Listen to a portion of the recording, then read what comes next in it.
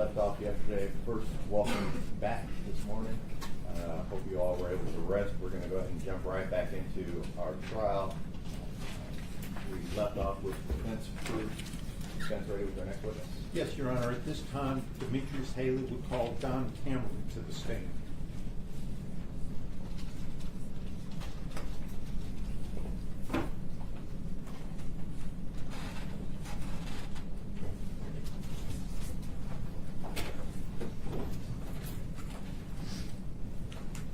Stand right here in the circle.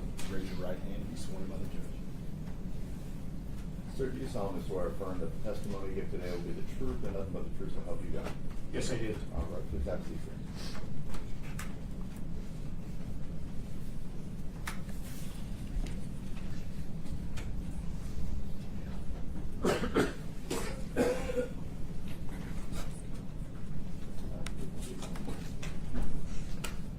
If you would state and spell your name for the record, please. My name's Don Stewart Cameron. D-O-N-S-T-A-R-T-C-A-M-E-R-O-N. And Mr. Cameron, would you tell the jury briefly your history in law enforcement? I started with the Berkeley, California Police Department in 1966. I stayed with Berkeley until 1972. In 1972, I transferred to the Bay Area Rapid Transit District, San Francisco Bay Area Rapid Transit District Police Department. I worked there from 72 until 81. Became a full-time instructor for police officers and other enforcement personnel at that time. I had been teaching since 1968, but I decided to do it full-time. I stayed in that capacity for 52 years until I retired in 2020. And where do you work now, Mr. Cameron? I work for myself through Cameron Consulting. And what does Cameron Consulting do? It's a consulting firm for attorneys, law enforcement agencies, private individuals. Consulting in what areas? I consult in the area of police training, police tactics. I write policies and procedures. I analyze equipment for policing agents to see if they're going to use that particular equipment. I write reports regarding my recommendations. You mentioned you write training policies. For whom?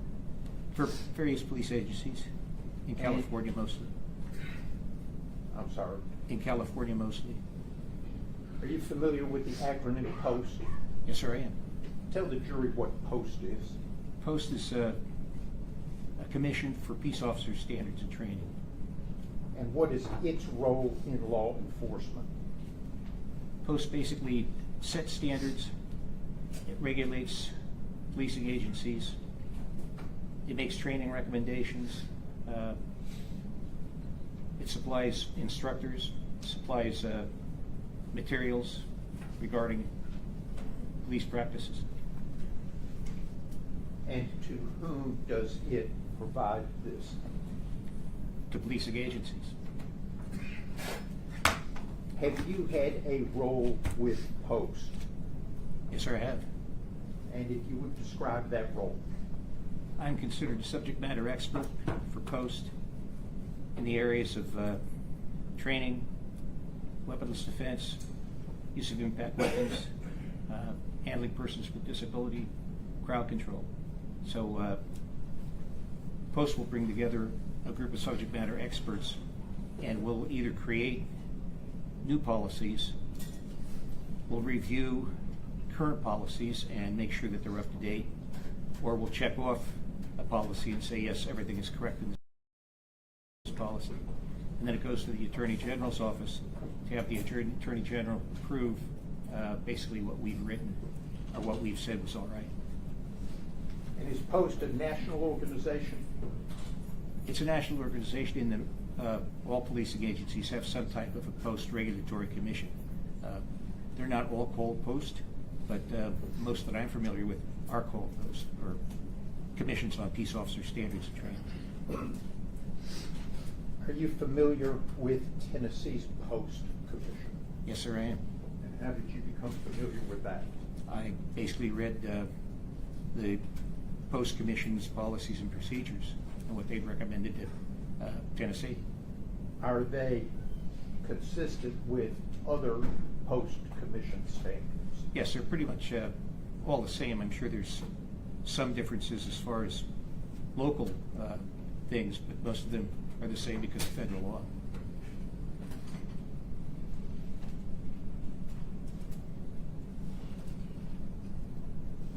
You mentioned you've been involved in training.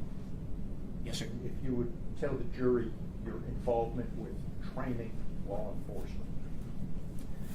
I train officers in basically use of force, arrest control techniques, how to search people, how to handcuff people, how to disarm people, how to generally control people, how to take people to the ground, how to control them when they're on the ground, how to use their firearms, how to use their impact weapons. Anything basically that's physical that a law enforcement officer would do. And for whom do you do that training? Do it for agencies throughout California, Hawaii, Nevada, Arizona, Colorado, Idaho, New Jersey, New York,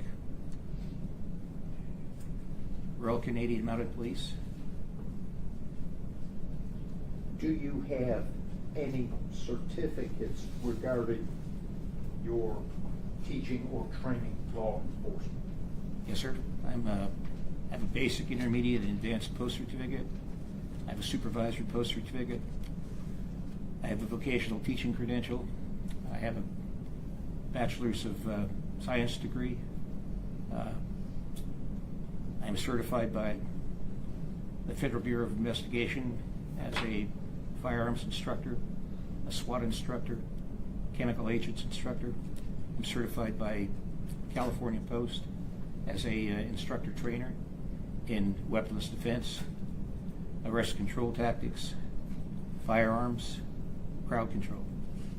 I'm an regular instructor for basically the same areas, use of impact weapons, use of firearms, arrest tactics, handling persons with disabilities. Have you previously testified in court? Yes, sir, I have. And have you previously been qualified as an expert to give opinion testimony regarding police standards, police training, and the proper use of force? Yes, sir, I have. Have you ever been denied by a judge the ability to testify as an expert in those areas? No, sir, not in those areas. Have you ever been denied by a court when you asked, when counsel asked that you be allowed to give an opinion in a specific area? Yes, in Michigan, I was asked to give opinions about a specific agency policy, and the judge said that the policy spoke for itself, so I didn't need to testify to that. Have you ever been denied at any other time in the area of police training, police standards, and the proper use of force? No, sir, I have not. I'm going to approach. Thank you.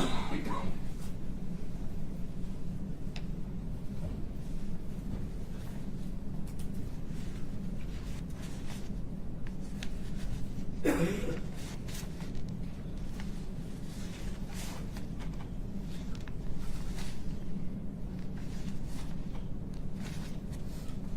you recognize that document, Mr. Yes, Emmitt? yes, sir, I do. And what is it? It's my resume. Have you been qualified to testify as an expert in federal courts? Yes, sir, I have. Have you been qualified to testify as an expert in these areas in state courts? Yes, sir, I have. You would list the states that you have been qualified to testify as an expert in. Yes, I have. What states? Oh, California, Arizona, Nevada,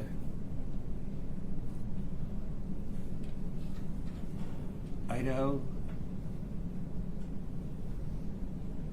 Philadelphia, Alaska, Michigan. I think those are the ones I can remember. And have you been qualified to give opinion testimony in federal courts? Yes, sir, I have. Have you been qualified to give opinion testimony in federal court for the Western District of Tennessee Yes, sir, I have. and other federal courts? Yes, sir. Your Honor, at this point, I'd ask that his CV be marked as the next numbered exhibit.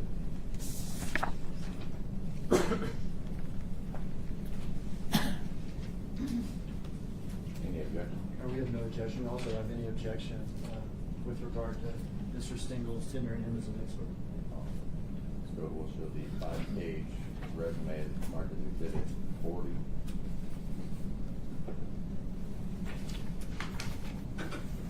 And at this point, Your Honor, I would tender Mr. Cameron as an expert qualified to give opinion testimony in the areas of police training, police standards, and the proper use of force.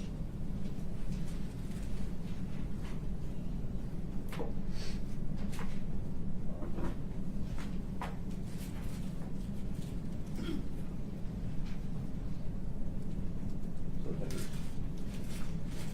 Mr. Cameron, are you familiar with the Memphis Police Department policies and procedures? Yes, sir, I am. How? I reviewed their policies and procedures. They're in accordance with their post-commission, which, like I mentioned, is pretty much parallel to all the other post-commissions or regulatory commissions for policing agencies throughout the United States. Let me go back. What have I, as Demetrius Haley's lawyer, asked you to do with respect to this case? Examine Officer Haley's training, look at body cam footage, read statements, listen to audios of statements, formulate opinions as to whether his actions were in accordance with the policies and procedures of the Memphis Police Department, if they were in accordance with the training he received, and if they met reasonable standard of care for a police officer. And have you formed those opinions? Yes, sir, I have. Are you familiar with Demetrius Haley's training to become a Memphis police officer? Yes, I am. How? I went through his entire training file. I read most of the outlines of the training programs he went to. I watched a training video of pepper spray training that he went through.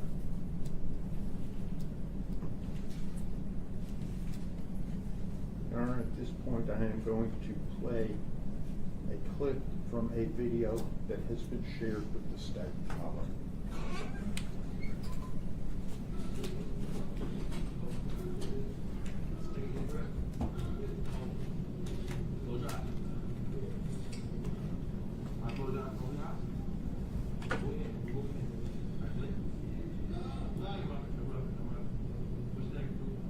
Police Crew Demetrius Haley. How old are you?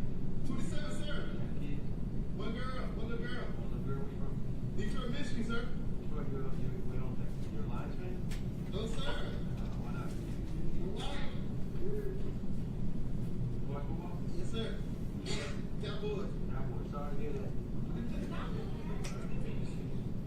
Sir, sir.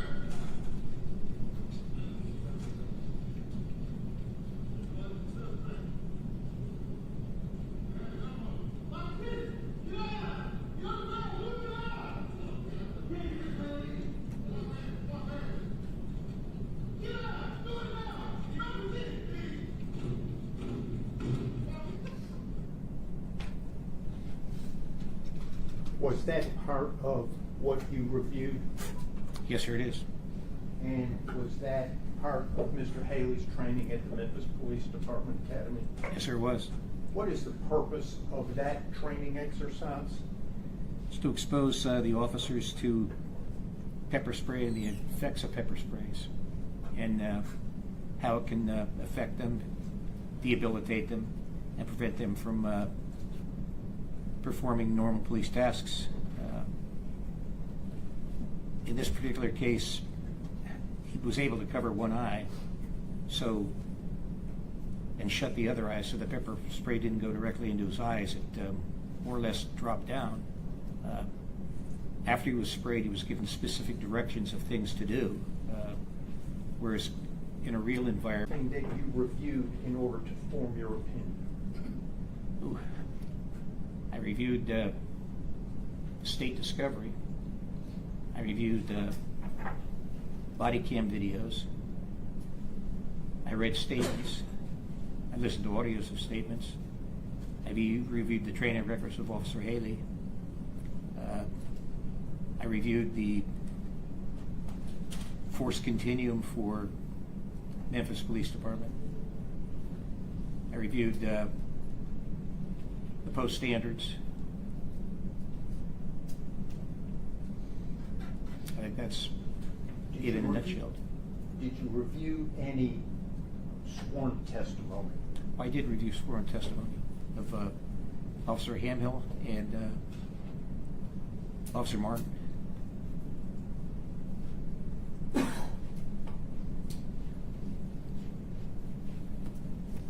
to pass to the witness what's been marked as Exhibit 15, which is the Memphis Police Department use of force continuum.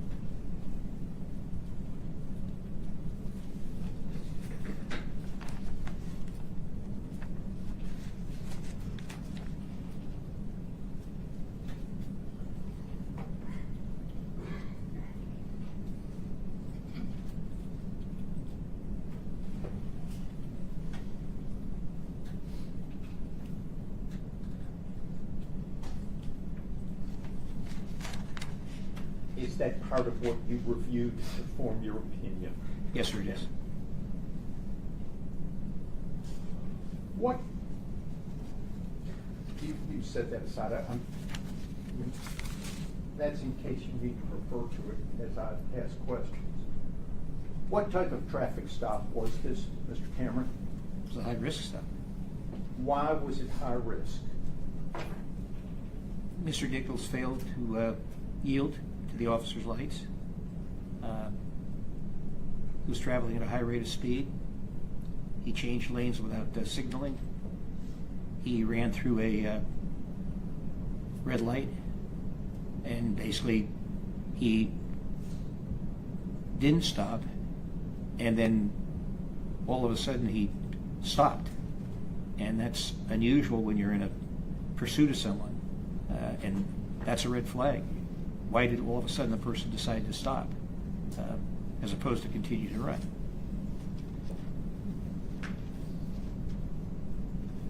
When making a high-risk traffic stop, what is an officer's proper law enforcement objective? To contact the violator, to control the violator, get the individual handcuffed, searched, and taken into custody.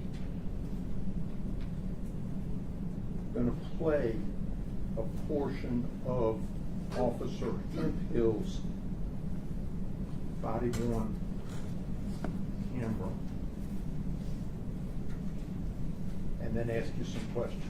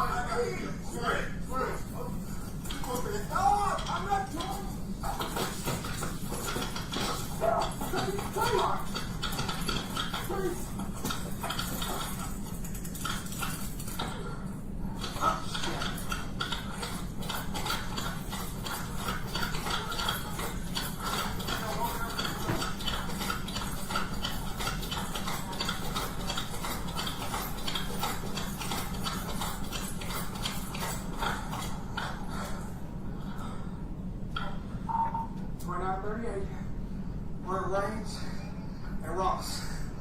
Tasers deployed. Suspect is running down Ross.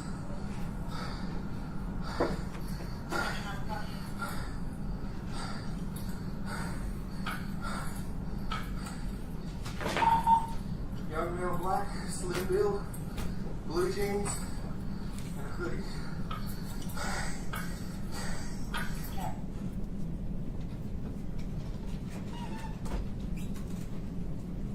Mr. Cameron, would you describe Haley's conduct? The video is stopped at 20:26:47.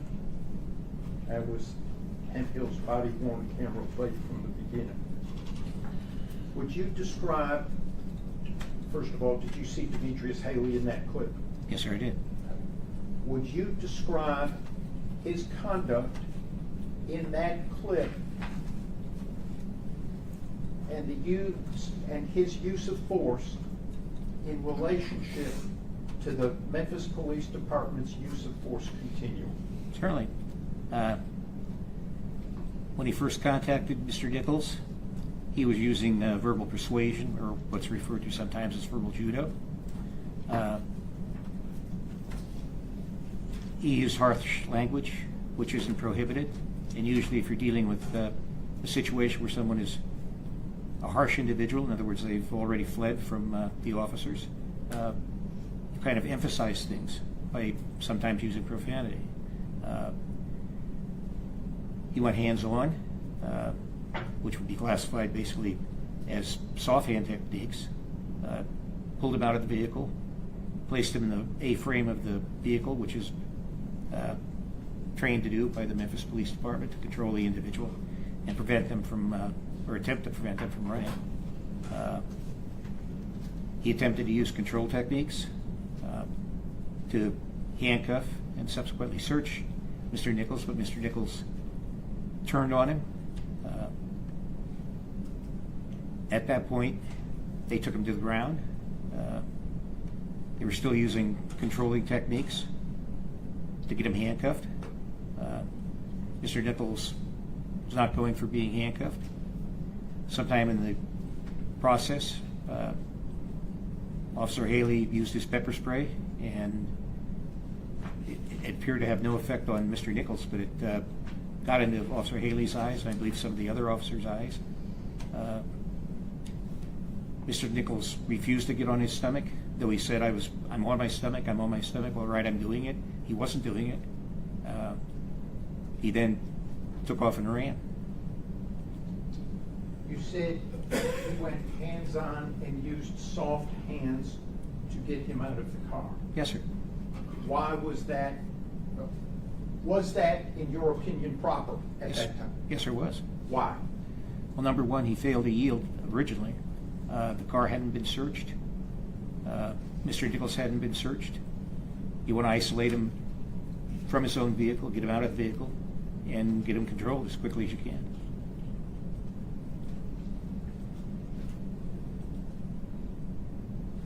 Did anything significant occur that caused the officers to take Mr. Nichols to the ground. Yes, sir, it did. What was that? Officer Martin said, paraphrase something to the effect of, he's got a hold of my gun or he's got my gun. And at that point, all bets are off. I mean, you take him to the ground as quickly as you can, and you try and control him as quickly as you can. Because you don't know whether he was trying to take the officer's gun or if he has a gun of his own, because again, he hasn't been searched. How do you know Martin said something along the lines of let go my gun or he's touched my gun? The statement that I read, the testimony I read, Officer Handcuff said that he heard it, and I believe Officer Martin said that he said it.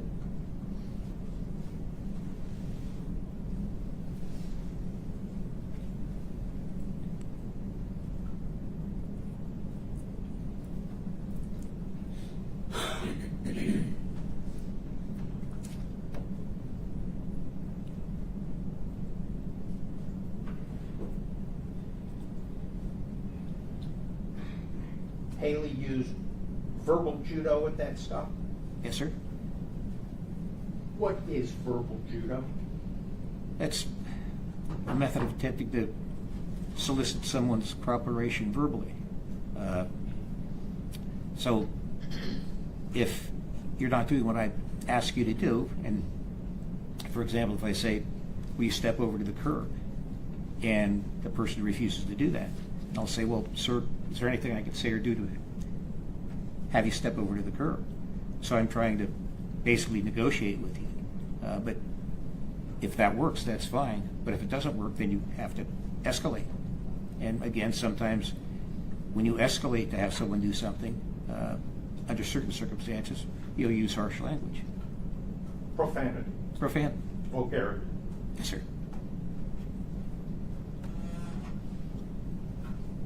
Verbal judo, soft hands. Yes, sir. Why was that appropriate? Well, again, Mr. Nichols wasn't getting out of the car. When Officer Haley reached in to escort him from the car, he pulled away from him. Then at that point, you go hands-on. Get them out of the car, get them into a position where you can immediately search them and handcuff them, or handcuff them and search them, depending on which order you're going. And that's all training techniques and all appropriate. And then the pepper spray, the OC spray. Yes, sir. Why was that appropriate? Well, actually, on the force continuum, pepper spray goes before hard hand techniques and sometimes soft hand techniques. So it was, according to their training, it was also appropriate in the situation to try and get him controlled, because the object is to get them controlled, to get him handcuffed. Obviously, the pepper spray didn't work on Mr. Nichols in this case, but it did work on the other officers.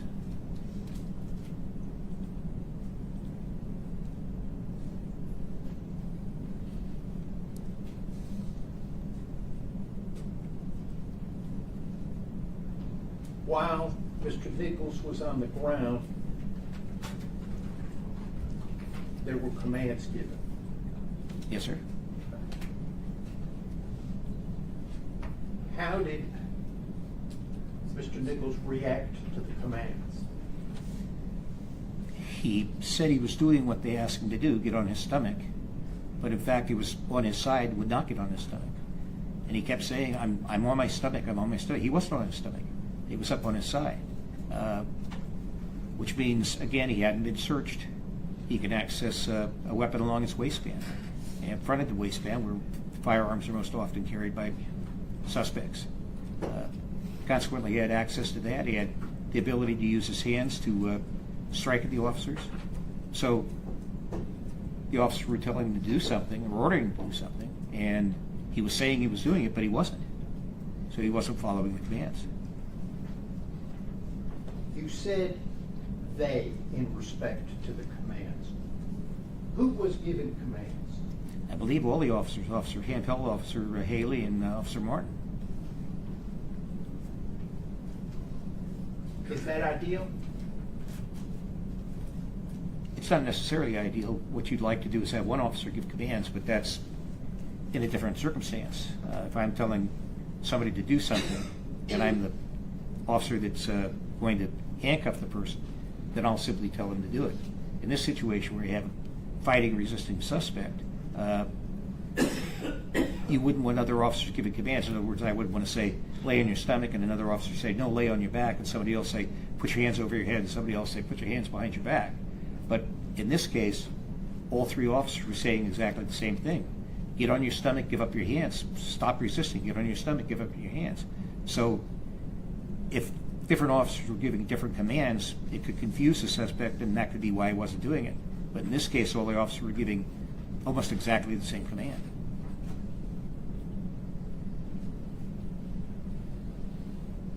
In that clip, in your opinion, was Haley's use of force and conduct consistent with his training, Yes, sir.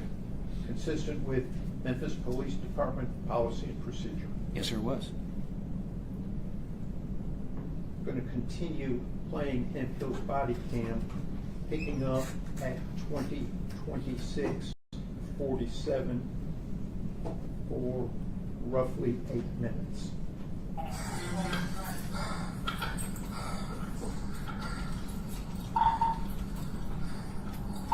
Southbound on Ross. Where we last saw.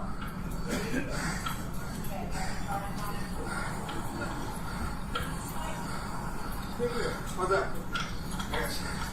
Alright, hang on.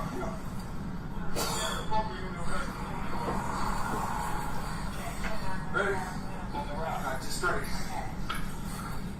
One of the props hit the bastard.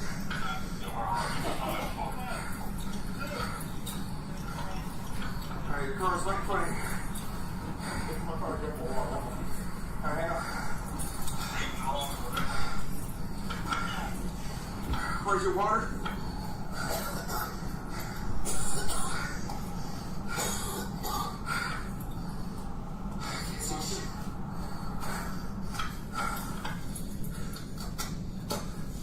Okay, I got you. Get water. Here. Right.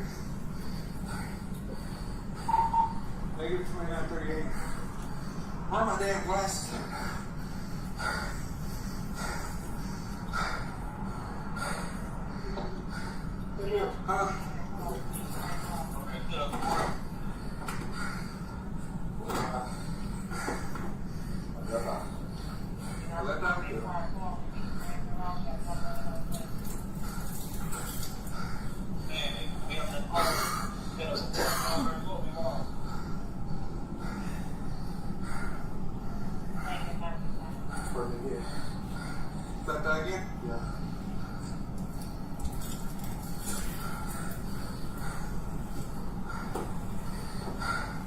I can't see jack shit, dude. My glasses, what are you fighting me?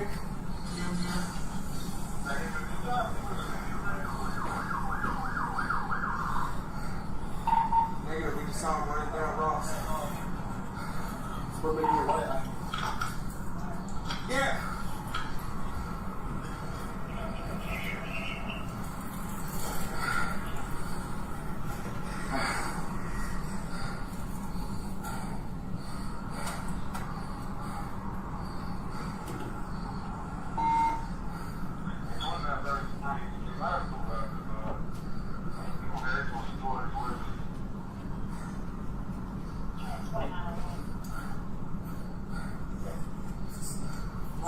What's up? Right eye. Alright, ready? Good.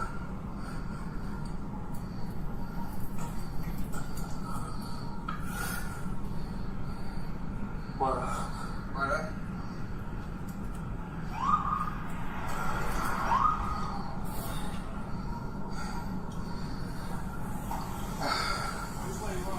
That way.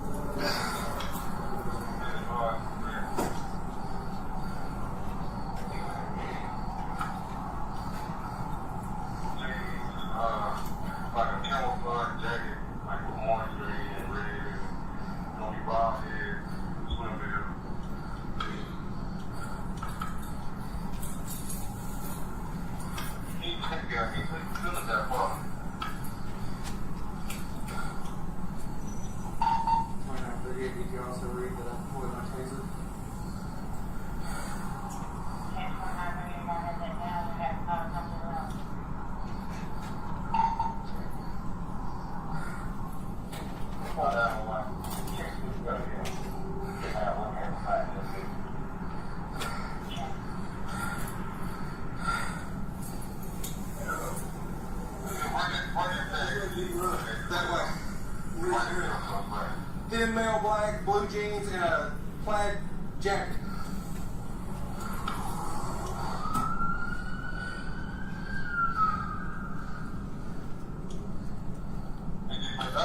I gave you the tag on it.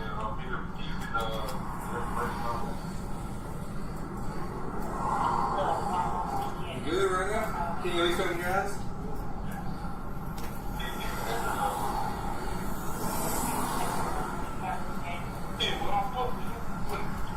You found one.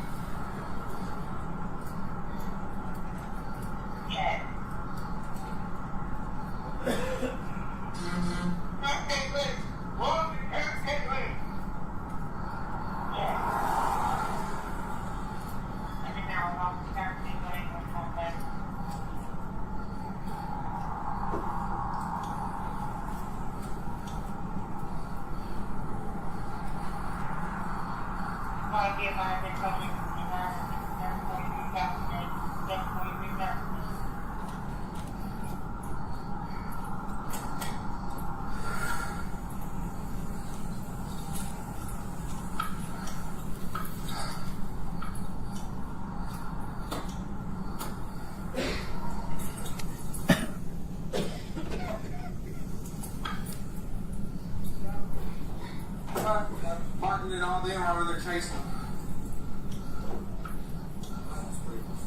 Shit, you sprayed me too, but luckily didn't get my eyes just on my eyebrow. Oh, let's stop his ass.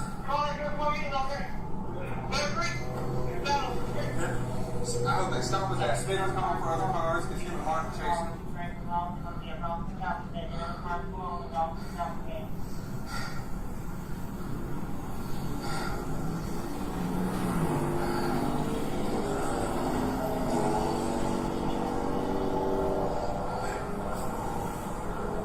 Sure?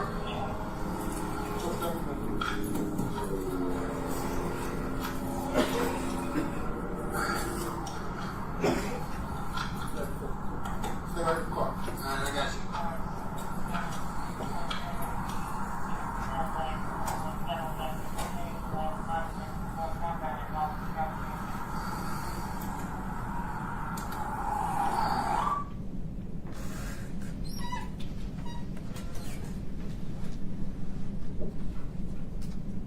In this clip, which ends at 20:34:44, what significant, to your opinion, about Haley's actions has occurred? Well, he's still debilitated by the pepper spray, and obviously he's trying to flush his eyes out with the water. He's trying to hold his eye open so that the air can get in there, and it's basically debilitated him. He took his vest off because it's easier, it doesn't inhibit you much from moving, so it's easier for him to be able to tip his head back and to use his hands and hold his eye open and have the other officer flush it out. And at one point he puts his vest back on and responds because he hears a call coming over the radio at Bear Creek and Castlegate, that the officers basically something to the effect that the suspect's still resisting or still fighting, and we need more officers. And that's one of the first things you're trained as a police officer is if another officer calls for help or calls for additional units, that if at all possible you respond as quickly as you can.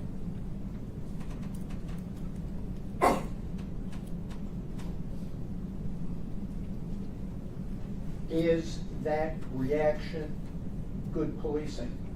Responding, yes, sir. Trained? Yes, sir. Consistent with MPD policy? Yes, sir, it is.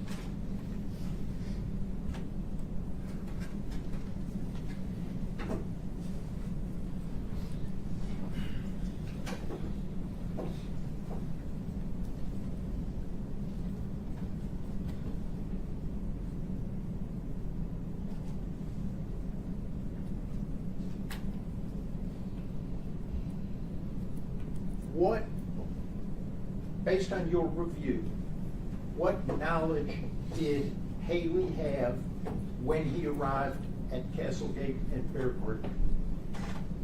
Well, number one, he knew about the interaction they had on the traffic stop, that Mr. Nichols was resisting, didn't want to be handcuffed, he hadn't been searched, he ran from the officers, the pepper spray didn't appear to have any effect on him. He now knew from the radio transmission that Mr. Nichols had been contacted by other officers, that the other officers were having a difficult time taking him into custody, that they were calling for other officers. And again, by his training and the Memphis policies, he needed to respond to that location. You mentioned earlier when Martin said, "Let go my gun," you said all bets are off. Right. Tell the jury what you meant by all bets are off. In other words, when somebody goes for an officer's gun, it becomes a deadly force situation. It's a deadly force situation, obviously, for the officers. It's a deadly force situation where the officers may have to use deadly force if the suspect gets the officer's gun and or if the suspect has his own gun. So it changes all bets. It's not routine. It's not going by the use of force continuum to the soft hands, to the hard hands, to the pepper spray. It immediately jumps to a deadly force situation. In your review of this entire incident, was deadly force ever used by Demetrius Haley? No, sir, it was not.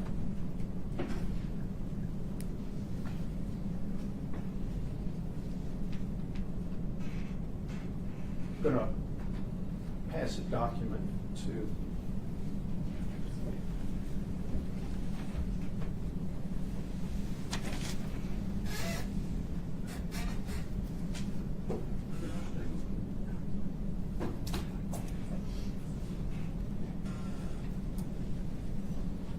Do you recognize that, Mr. Cameron? Yes, sir, I do. And what is that? It's Mr. Nichols' left arm with one handcuff on it, and an officer attempting to get that hand under control, particularly because the handcuff is on the wrist, and the handcuff on the wrist basically becomes a weapon if the individual is able to break free from the officer's grip. He can swing that very effectively and severely injure an officer. Is that a picture you recognize as one of the scenes of the body-worn cameras you reviewed? Yes, sir, it is. That be marked to the next number of exhibit? State. No objection.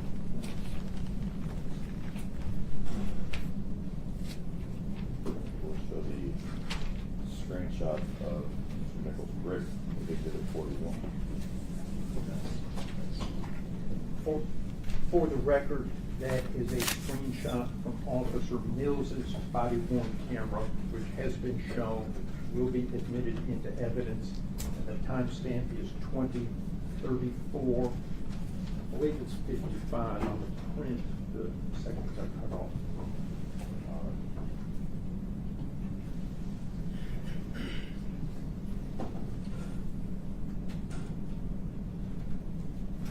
Based upon your review, Mr. Cameron, in relationship to Haley's arrival at Castlegate and Bear Creek, when was that handcuff put on the left wrist? I believe it was put on the left wrist about a minute before Officer Haley arrived, if I'm not mistaken. Whether it was a minute or not, before, during, or after Haley's arrival? Before his arrival.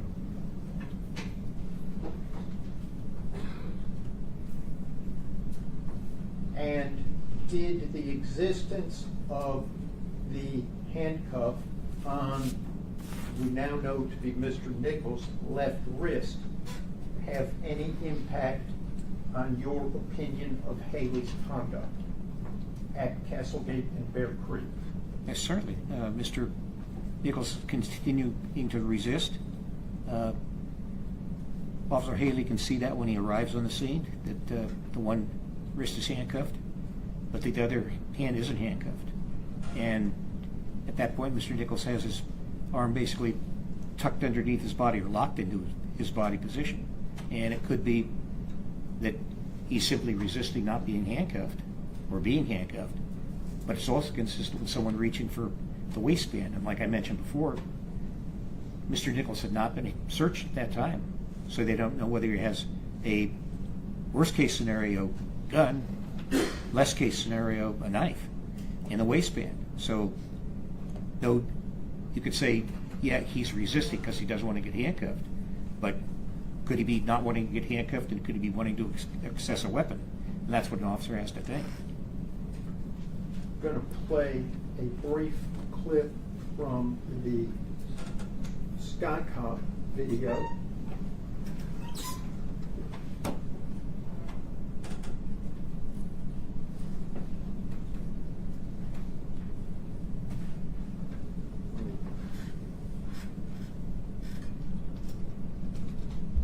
Start over. This is a clip from the Skycop video at Castlegate and Bear Creek. I think it's officially titled 6727 Castlegate. This clip begins at 20:36:02.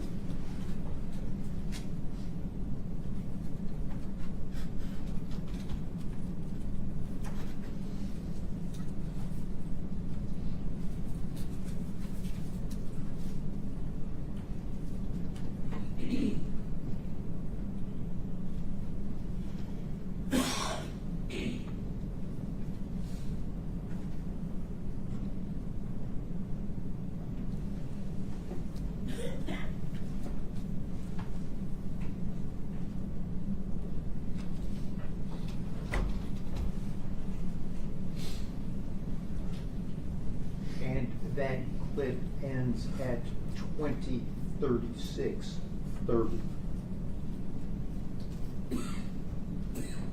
Mr. Cameron,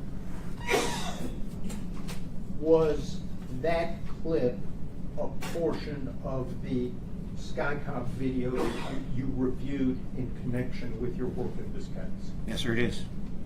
And in that clip, did you see Mr. Haley arrive?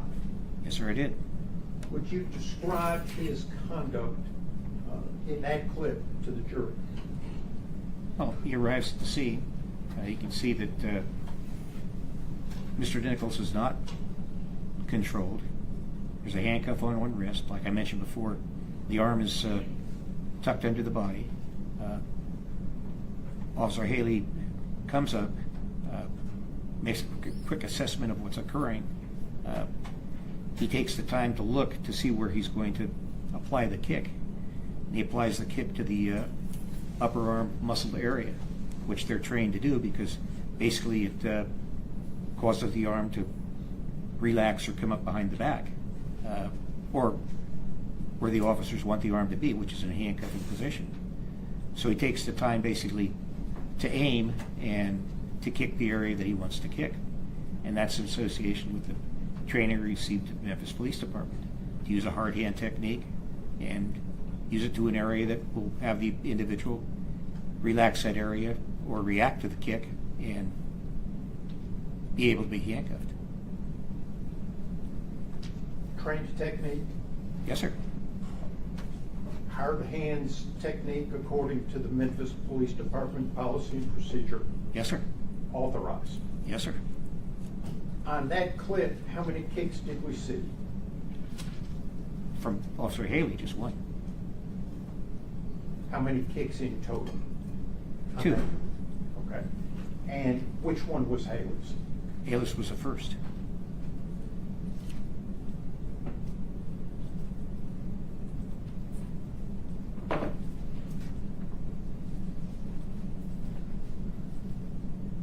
What happened Mr. Nichols was able to be handcuffed How quickly? almost immediately. And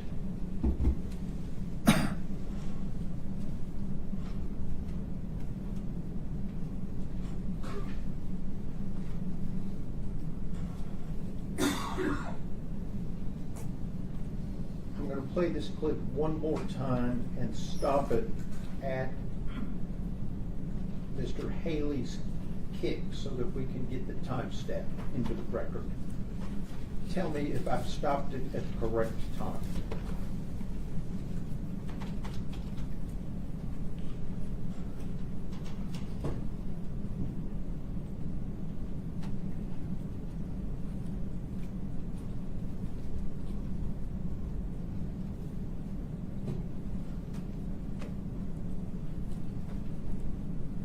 Did Mr. Haley just kick?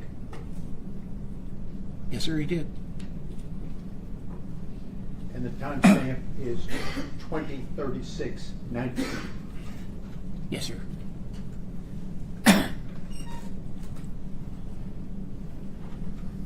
Going to play one more brief clip.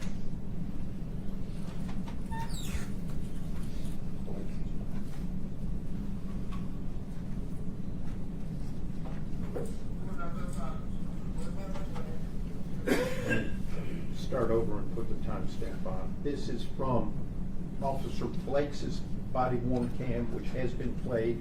This is a clip which begins at 20:36:37.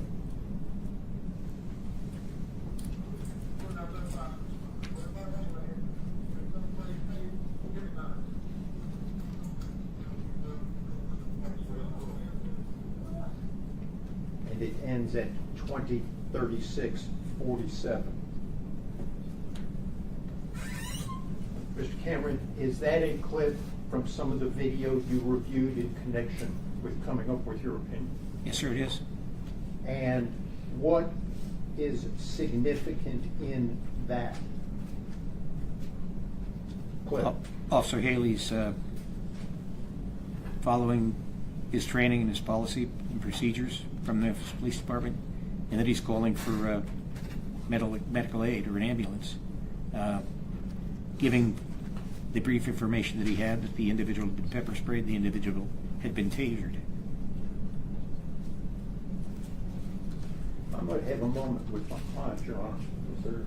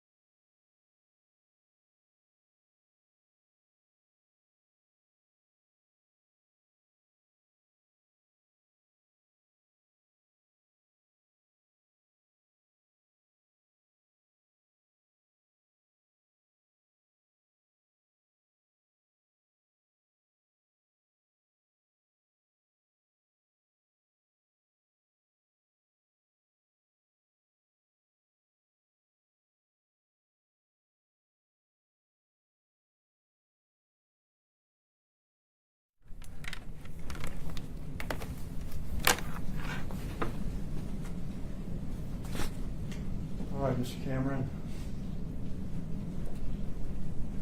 I didn't get to ask questions of the use of force people yesterday, so this will be my first time, okay? All right. We just met each other for a second out there. Just a second, we did. But I think maybe we have the same marker. Yes, we do. I think we get our hair cut at the same place. Yes. I am going to ask questions about the case, but let me start more generally, okay? Certainly. With your role here, okay? All right. You've been in law enforcement for many years. Yes, sir, I was. With extensive training, and you've lectured, and you've trained. Yes, sir. And you have reviewed materials, some of which has been evidence before the jury, but other which has not been evidence before the the jury, is that right? I would assume so. And you've been asked to come here and render your sort of opinion on some things. Is Yes, that sir. right? You're not here, though, to tell us what the law is, correct? Oh, no, not at all. The jury gets their law from somewhere else, correct? Yes, they do. And you're not here to tell the jury what the facts are either, are you? No. The jury has to make their own determination on the facts, right? Yes, sir. And you're not here to tell the jury that they must accept your opinion. Right? Oh, no, not at all. They are free to accept it or to reject it or somewhere in between or whatever it is. Yes, sir, they are. You, like the other use of force experts yesterday, are just here to offer your opinion Yes, sir. based on some evidence that we've seen and some we haven't, and consistent with your training and your experience. Yes, sir. And for preparing for this, you reviewed a lot of materials, videos, and things like that with regard to this case. Yeah, a lot of Is that material. correct? Would you agree with me that there's limitations to your opinions? I missed that? Yeah, well, let me rephrase it. Would you agree that there are limitations to your opinions? Well, I have the opinion. I guess there's limitations. For instance, you weren't there. Oh, I wasn't there, no, correct? sir. Right. So you didn't witness these things personally? correct? Oh, no, I did not. And in fact, just a couple examples of what I'm talking about. You have to base your opinion on stuff that you have read. Is that right? Yes, sir. Stuff that you don't know if it's true or not. That's correct. So let's take just for instance, and let me just say, these right here, not trick questions. These defendants are not even charged with anything having to do with the traffic stop. All right. Okay? So that this is more about the basis of your opinions right now. All right. Okay. So, for instance, when you testified that Tyre had grabbed or attempted to grab or put his hand on Officer Martin's gun, correct? Yes, sir. Did you see that? Oh, no, sir. In fact, you're basing that opinion on something that Martin said, correct? Yes, sir. And Handpill. And Handpill as well. Yeah, you're basing your opinion on something that Martin and Hemphill said, correct? Yes, sir. Something that Martin said at the time of the traffic stop. Yes, sir. But you don't know if that's true or not. No, I don't. In fact, are you aware that he made a later comment to Hemphill that caused Hemphill to have questions if that was true at all? All right. Is that correct? Yes, sir. So when you say Tyre put his hand on Martin's gun, you mean if we take Martin's word for it in the video? Correct. But we have reason not to take his word for it. I would guess so, yeah. And when you say, and I don't know if you actually testified to this, I've read your report too. For instance, and this may be different between Tennessee and California, so the substance of the law I'm not interested in, but that Tyre was driving recklessly. Yes, sir. Do you mean that Officer Martin reported that Tyre was speeding? Yes, sir. Do you mean that Officer Martin and Officer Hemphill reported that he had changed lanes once or twice without signaling? Yes, sir. Do you also mean that he was driving in opposite lanes of traffic and all that stuff that Officer Martin made up later? Well, it's part of the equation of what the officer said. So are you you're basing that also on Martin's statement that he was driving in opposite lanes of traffic? Yes, sir. Objection, Judge. There's no testimony about Martin making stuff up later. Asking things outside the record. There's body cam footage in which Officer Martin is speaking with these defendants after the fact, making these statements. Maybe objected in a clearer fashion. The first question you asked indicated that he made a statement and then later recanted that statement or said it was untrue. nowhere on the body worn camera does Emmitt Mark to say, hey, I said earlier such and such, but that was untrue. So it assumes facts, not in evidence. There hasn't been any proof presented that the statements were false, or that he was acknowledging that they were false, so I'll sustain the objection. Were you aware that Officer Hemphill did not see Tyre Nichols go into oncoming traffic or anything like that? Am I aware of that? Yeah. No, sir. So you were not aware of his testimony with regard to that? I'm sorry. You were not aware of his testimony with regard to that? No, sir. That would be another example of limitations on your testimony, correct? Yes, sir. Okay.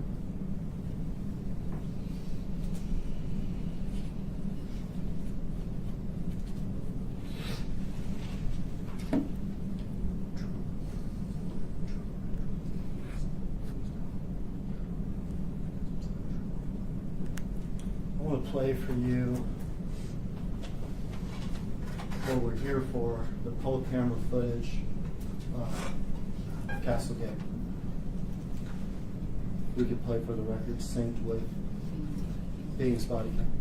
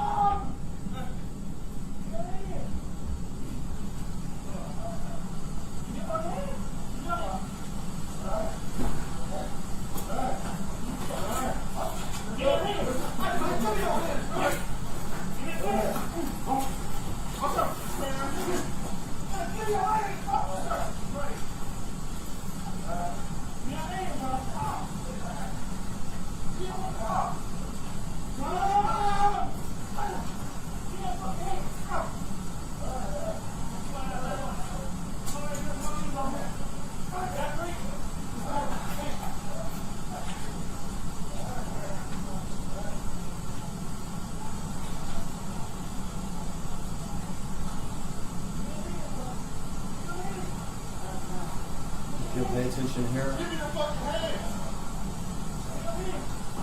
You stop it there.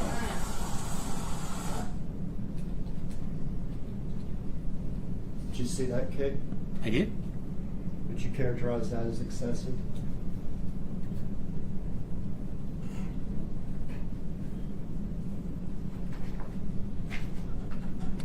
It doesn't seem to be used to accomplish a particular goal, Excuse me? so it's unnecessary. Is unnecessary. That's right. Appear to be a kick to the head or the neck. Right. A kick like that to the head and neck would be considered deadly force. Is that correct? It could be. And it's, my word was excessive. Yours was unnecessary. Is that right? Right. Okay, so you'd agree that was unnecessary force? It appears to be, yes, sir. Would you agree that any officers that would have seen that kick would have a duty to intervene if they could? If they saw the kick, they could stop it, yes, sir. If they saw the kick, they'd have a duty to intervene, correct? Yes, sir. Continue playing. Get your hands. Give me your hand. Turn around. Lay flat. Lay flat like that. Lay flat like that. Did you see that kick? I did.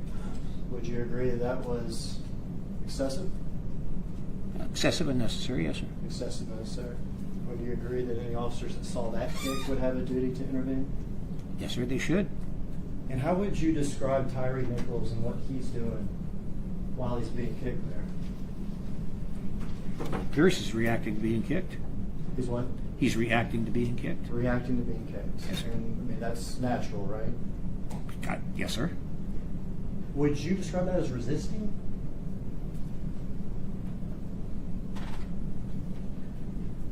Well, you're seeing the kick and you're seeing, hearing his reaction to it, but you don't know really, I mean, I can't see really what he's doing with his hands, whether he's trying to get his hands away from the officers or he's struggling not to be handcuffed. So We see the first kick and he sort of collapses a little bit to the ground, right? he appears to.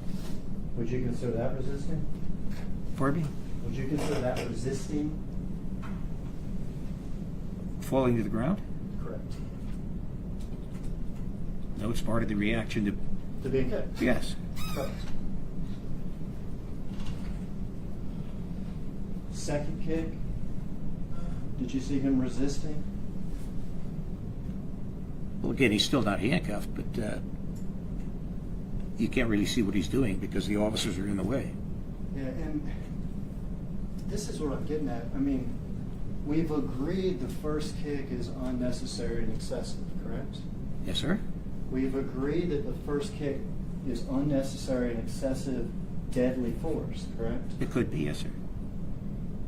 Isn't he allowed at that point to try to survive? To prevent from being kicked, yes, sir. Yeah, I mean, don't you train your officers that?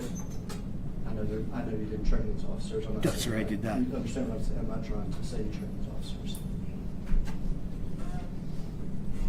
But don't you train your officers that one of the terrible dangers of using excessive force like this is poor man has a right to defend himself and to try to survive, doesn't he? Yes, sir.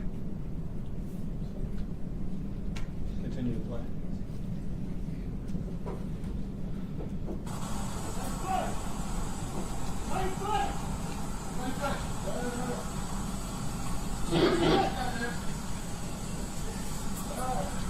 You just stop it.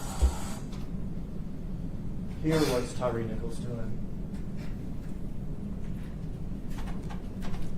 Well, again, it's difficult to see.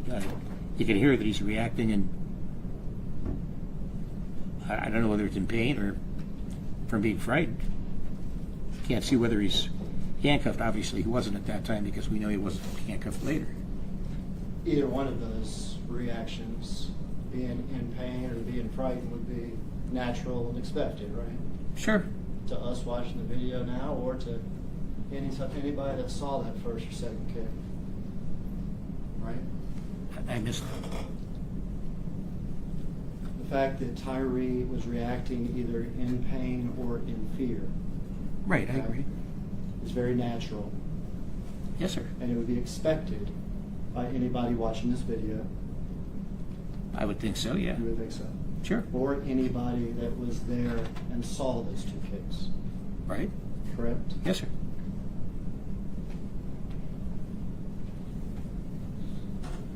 At this point when he's laying on the ground,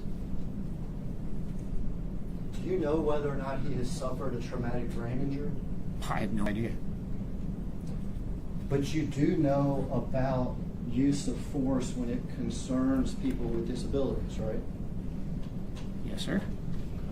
And you do know that people with traumatic brain injuries may have problems responding to commands, don't you?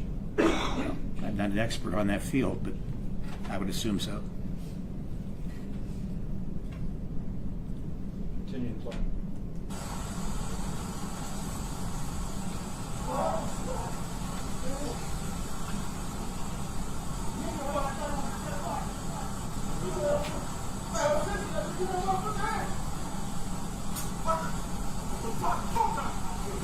You stop here. What do we see Tyre Nichols do here?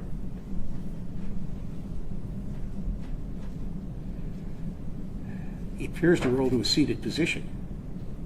He appears to now be in some sort of seated position, is that right? Yes, sir. Could you tell how he got there? I don't know whether the officers put him there or he put himself there. It's difficult to say, right? Right. It's difficult to say whether or not he has come to the seated position himself or if he's been pulled to the seated position, correct? Correct. And would you agree with me at this point in the video, it's a fair assessment that Mr. Nichols could just be trying to survive, right? He could be, yes, sir. Given the unnecessary and excessive force. All right. Would you agree with me that if he can get away, he should get away? Well, I think he should submit to the arrest. Didn't put his hands behind his back, but yeah, if he wants to get away from it. Submit to the arrest. Right. Stay on the ground and be kicked how many more times? I'll stay on the ground and be Your Honor, handcuffed. it calls for speculation, and he's testifying way beyond the scope of what this particular expert has studied at this time. He's showing him premised testimony based off things that the expert has already said. I can't really see, I can't tell, etc. And he's trying to create a narrative for this expert that's well beyond a cross-examination, Your Honor. The witnesses, But it calls for speculation. the witnesses that tender as an expert allow the state to ask some questions based off of his opinion and expertise. You don't know how many more times he may be kicked in the head either. No, I don't. He's in a damned if you do or damned if you don't situation, isn't Who's that? he, Mr. Nichols? I don't follow the question. If he complies, if he's able to, we don't know how many more times he's going to be kicked in the head. I have no idea. If he doesn't comply, more and more force is going to be used upon him. He is damned if he does, and he's damned if he doesn't. Now, Your Honor, I would object to the testifying of Mr. Haggard and ask that question be stricken. I'll sustain that objection as far as the question. We'll strike that question. If it occurs.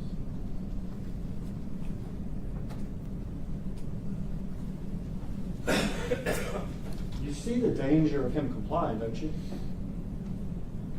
Well, normally when someone complies, then the officers stop using arrest tactics. Exactly. But Officer Martin doesn't, does it?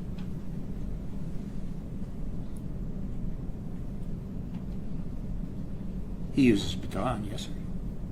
Officer Mills uses the baton. Oh, I'm sorry. Officer Martin is the one that kicks him. Oh, okay.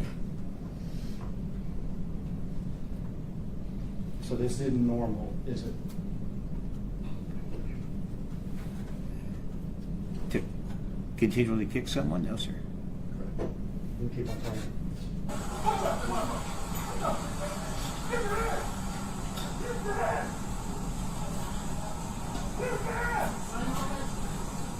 You stop here. Are you aware that Officer Mills testified that those strikes were unnecessary and were out of anger? I don't remember the anger part.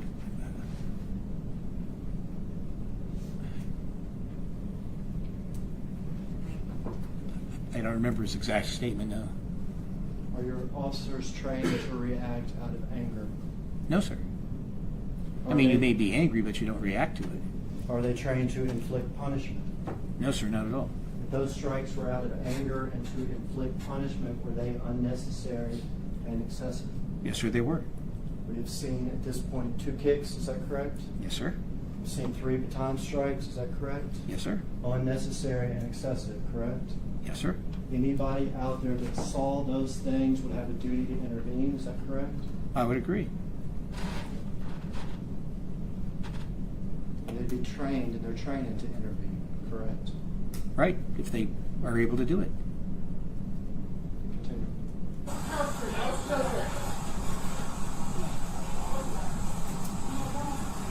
Stop there. Did you see that?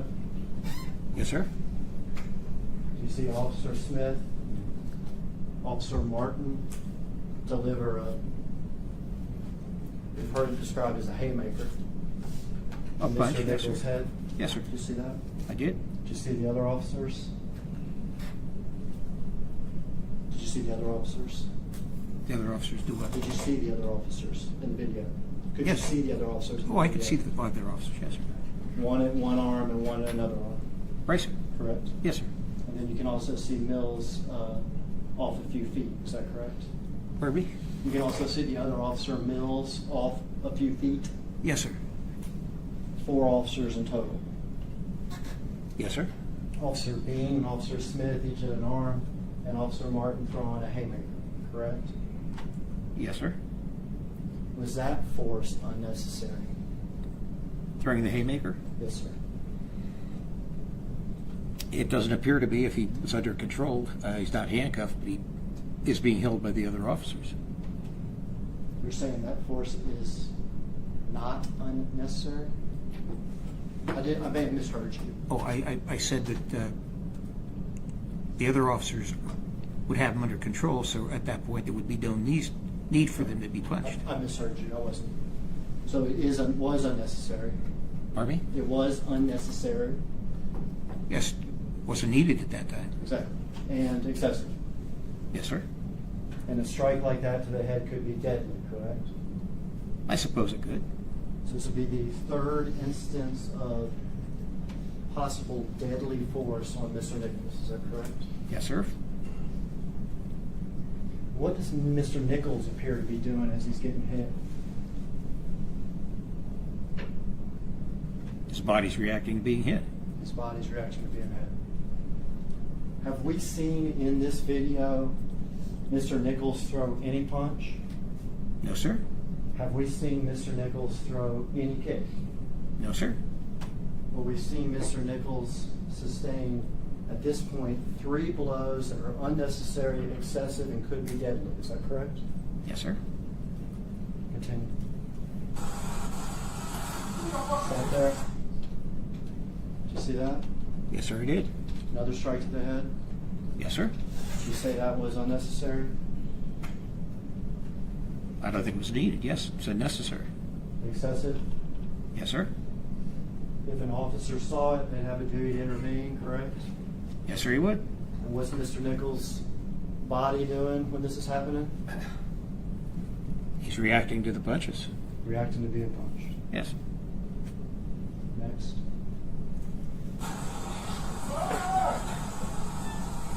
You stop there. What's Mr. Nichols doing? I missed that. Could we play it back? Just give back 10 seconds or 5 seconds, whatever.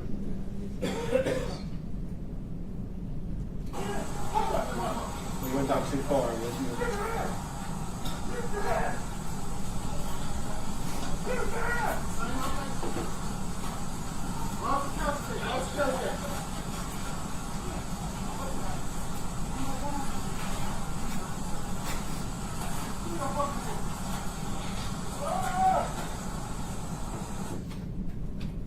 What's Mr. Nichols doing at this point?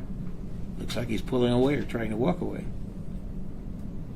We've seen his body flailing around, reacting, correct? Yes, sir. And now we see a movement that may actually be intentional, correct? It appears to be, yes, sir. That's what- It may not be. It may not be, but Right. it may be.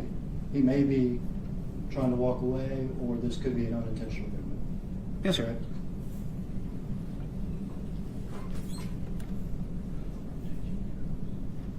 Shouldn't he try to get away at this point?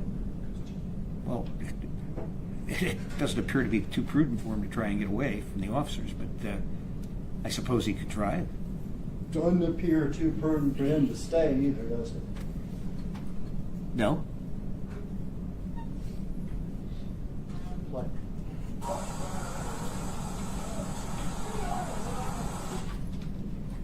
We can go for another one too. Stop now. Did you see those 2 shots to the head? Yes, sir, I did.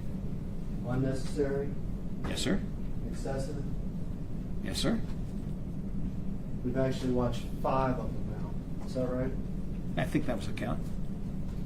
And any officer out there that saw it would have a duty to intervene if they could. Is that right?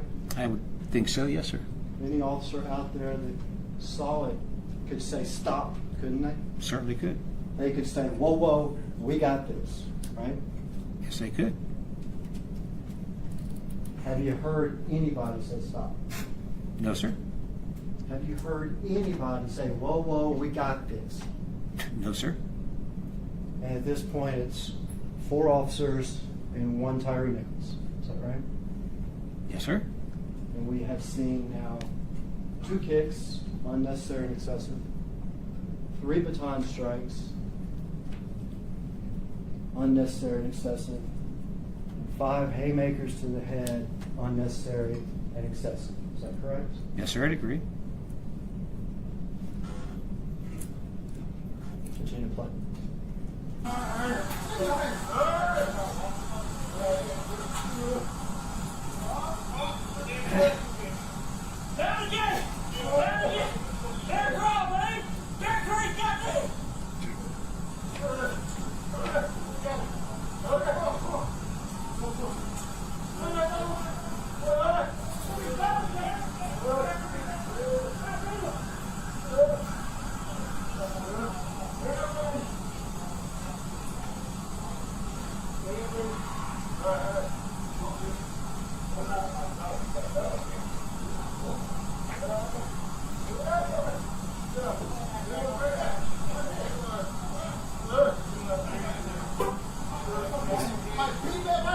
Stop.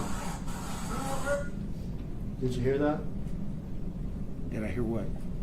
When Officer Haley arrived, him say, beat that man or beat that man's ass. I heard something to that effect, yes, sir.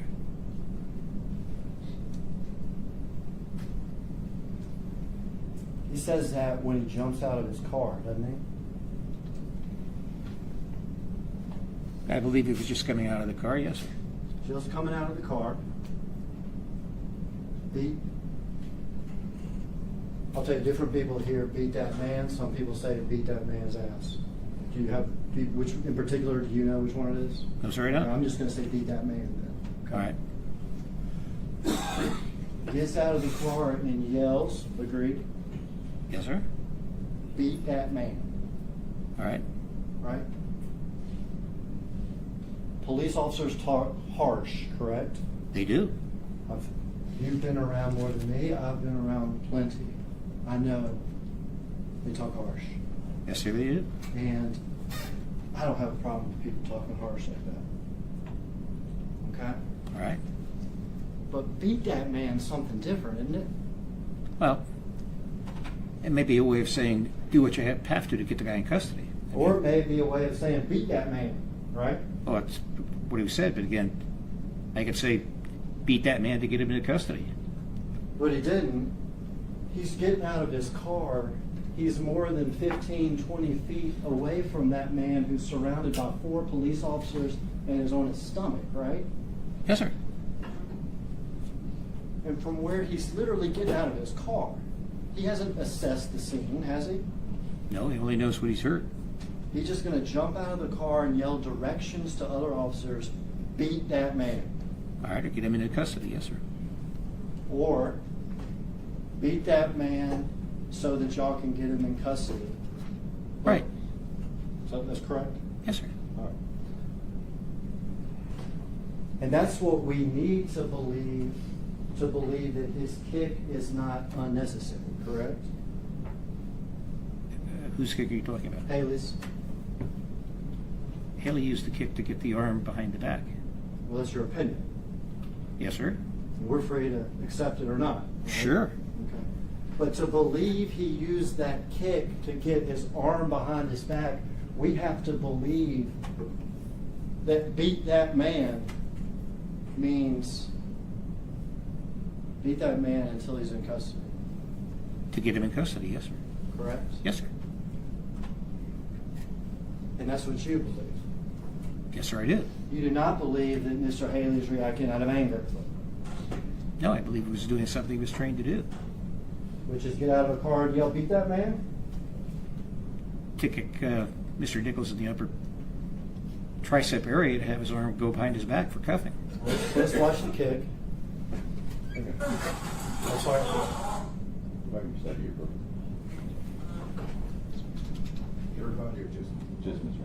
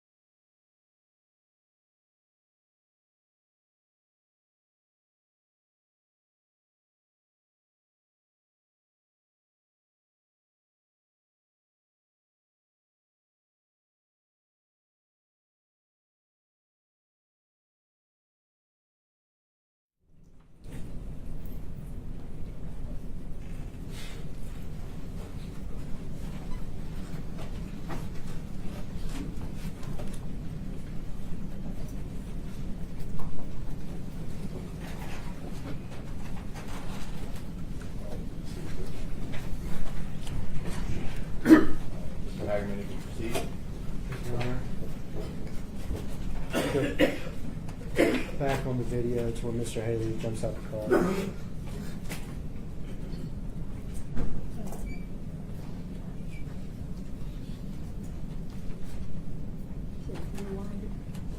So 5 seconds.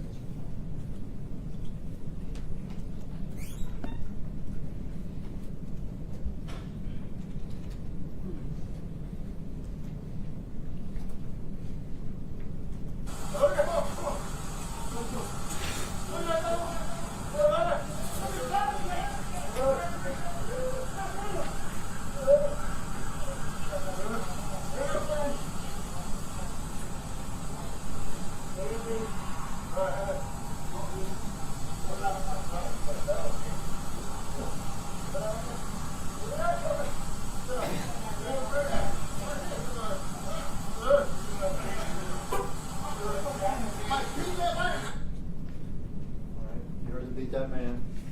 Now we're gonna watch the kick, okay? All right.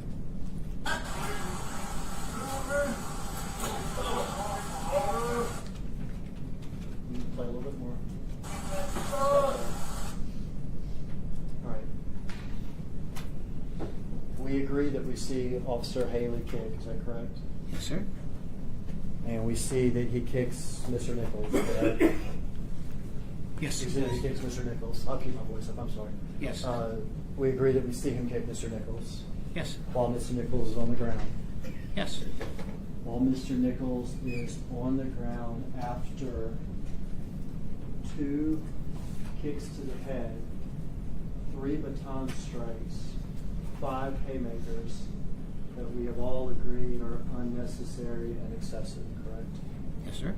And after Mr. Haley kicks him, we then see Mr. Haley bend down to help handcuff Mr. Nichols, correct? It appears to be, yes, sir. We did. Yes, sir. We watch the kick again.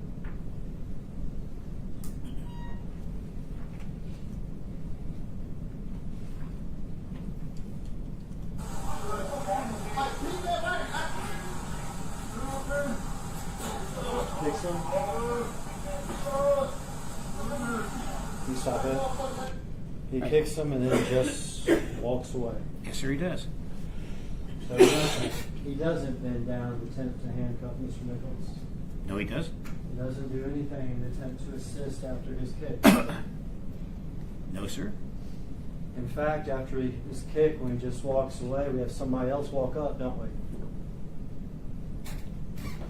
Do that one again. We have somebody else walk up after Mr. Haley sort of walks away. Yes, sir. And that's Mr. Martin. Yes. And then we see another kick to Mr. Nichols, right? Right. And at this point, we've seen 2 kicks to the head, 3 baton strikes, 5 haymakers, Haley's kick, and now this final kick by Mr. Martin. Would you say Mr. Martin's final kick was unnecessary and excessive? Oh, I don't think it was necessary at all. It was excessive. Unnecessary and excessive. Yes, I agree. And everybody out there that would have seen that has a duty to intervene, correct? Yes, sir. And this entire time we've heard no stop, no, whoa, we got this, nothing No. from anybody.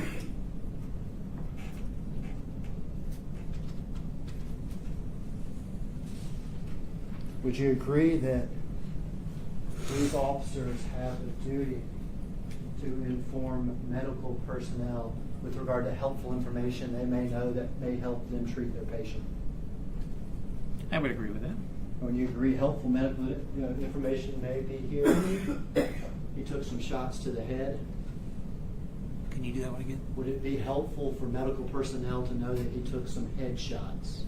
Yes, it would. They could have even made up a story like he fell and hit his head or something, couldn't they? I guess they could have. I mean, that would at least tell medical personnel that he took a headshot, right? Yes. And you've reviewed the body cams and you've reviewed the videos. You've never heard a single officer out there on the scene tell medical personnel one time that he took a shot to his head, have you? Other than I saw. Not No, a sir. single time. No, sir. When you train officers, you would train them to tell medical personnel, let them know that a man took shots to the head, wouldn't you? everything that the officer knew, yes, sir. You would train them to intervene when they see something like that. Yes, sir.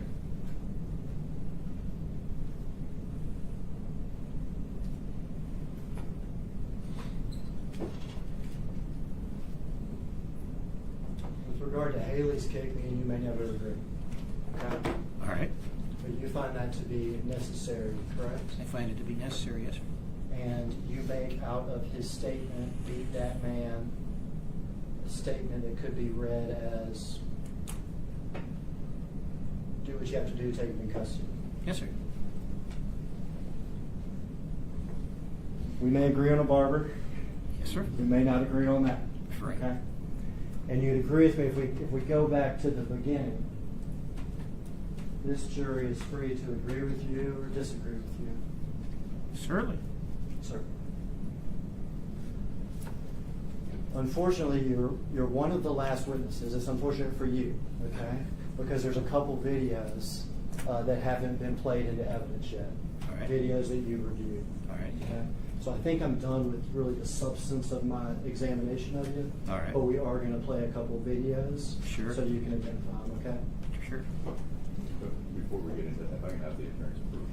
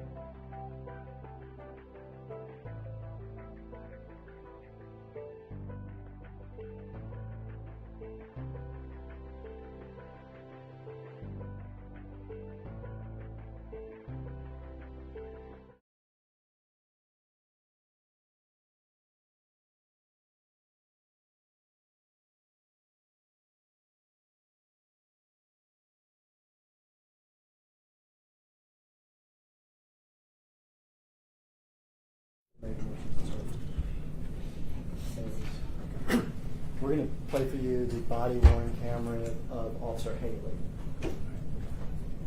It is one of the videos you've reviewed. A verbal answer.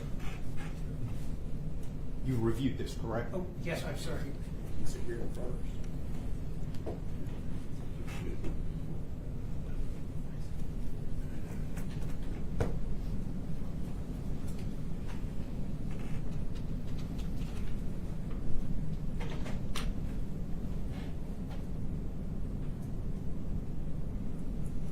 We can go ahead and stop it here. We're not going to do much starting, okay? All right. But is it fair to say that Officer Haley's body cam footage starts after the incident has occurred? Yes, sir. Okay.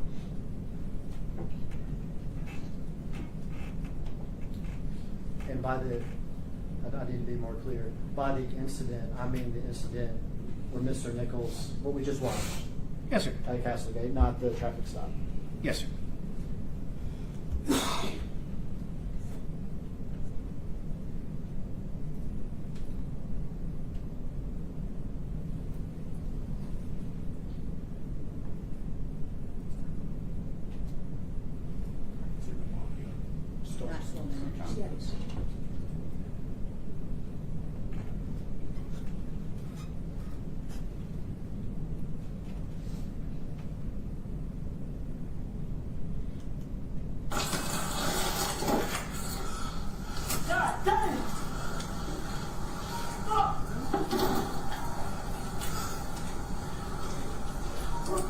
Man, when I say that man gotta be on some meds, bro.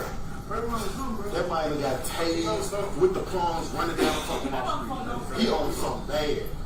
We lit him up, he didn't want to stop. We did what we did, the motherfucker stopped. I'm talking about finna take folks out. In oncoming traffic and everything. Man, I got some cameras. 38. Does the fire department need to come down to you, or are you bringing it Hey, back? man, please help us out anybody motherfucking question, Bring it man. down here, bring it down here. Fuck, man. I'm under the car. Is that your up under the car, bro? Yeah, they got that right now. Why you say you got my shit? This one. Oh my God, man. Are you looking for the glass, bro? Why ain't bring my shit around here? Liz, you good? Huh? Come here. You got some water, your eyes ready? A little bit, still room right there. Come here, give me some water, pour that down. Okay. Damn. Fuck.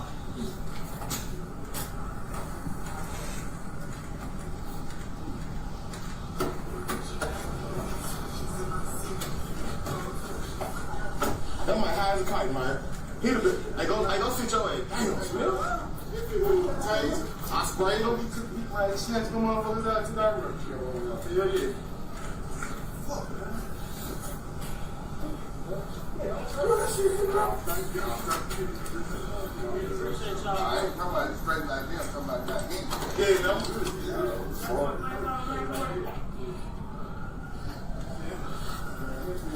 this shit out, man. Y'all want to bring him down there? No, hell no. Bring him down there. Oh, hell no. Fuck this. My motherfucker, bro, my eyes on firecracker mode right now. My shit on firecracker mode. My shit right there, Could you tell at 2040, it's 2040-19 right now, so just a few seconds before, could you tell what we sort of saw a flash of? No, sir. Did you see Mr. Nichols lean over the car? Oh, I saw Mr. Nichols in the car, yes, sir. Did you see the side of a cellular phone pointed at him? Pardon me? Did you see a cellular phone, very small portion of it, pointed at Mr. Nichols? Yes, sir, I did. You're aware that Officer Haley took a picture of Mr. Nichols right then as he's leaning up against the car? Yes, sir. You're aware that he sent those pictures to several different people? I believe he did, yes, sir.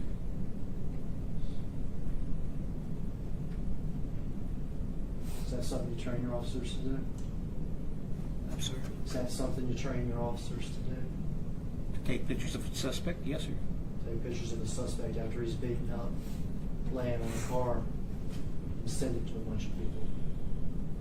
I missed the last part of it, I'm sorry. Take pictures of a person who has been beaten up, laying on the side of a car, and send it to a bunch of people. I wouldn't train them to send it to a bunch of people, but they could take pictures of the person to document the injuries. I don't think this was documented injuries, though. Do you? Your Honor, Objection I to did characterization Say of. to you? I didn't object the first time. Yeah. I would ask for a caution, Judge. And for a strike. You need to rephrase the question. Stand the objection. Do you believe this was documenting injuries? I believe that's what. Your Honor, I don't, it's not my witness, but that calls for speculation, which may affect my client. That calls for speculation on this witness's part. If he's been already attended as an expert in this matter, if he has an opinion as to it, he can render that opinion. If he doesn't, choose not to. Question again, I'm sorry. Do you believe this was documenting injuries? That's what Officer Haley said. One of the reports that I read, or one of the statements I read.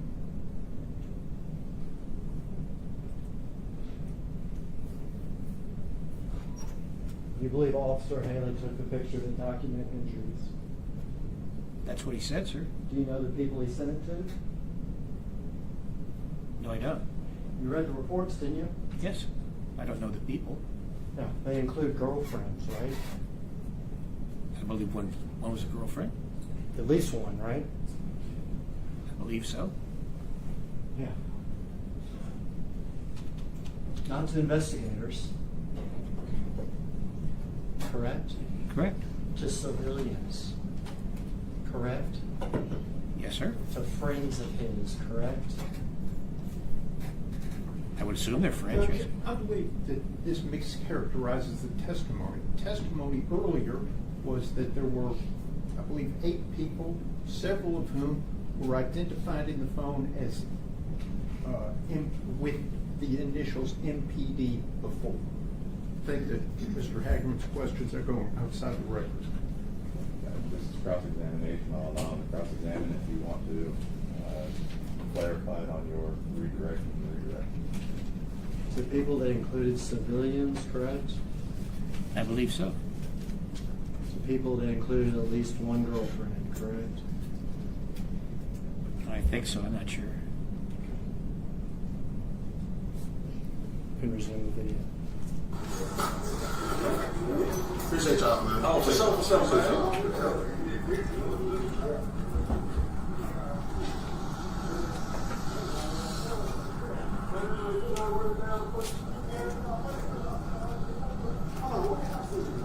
Hey, you know, that's why I chased him there, but I couldn't see no more. Well, you said that. We went through there. Yeah. That's it, bro.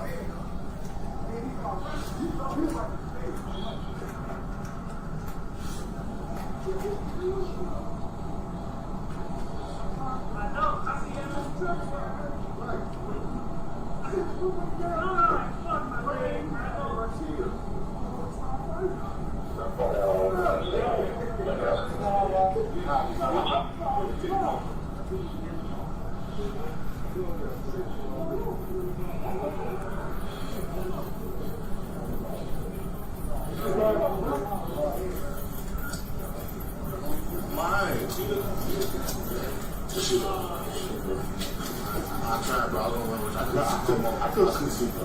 That's what I said. I got the time. I was making blocks and shit. Hey, you good, bro? How good you real MVP? Motherfucker! See, I had that going out, shit. Why, bro? Motherfucker, I can't, I said, oh, shit. I ain't know what my leg. I'm off that motherfucker. He high as a kite, boy. Yo, I was giving him a time.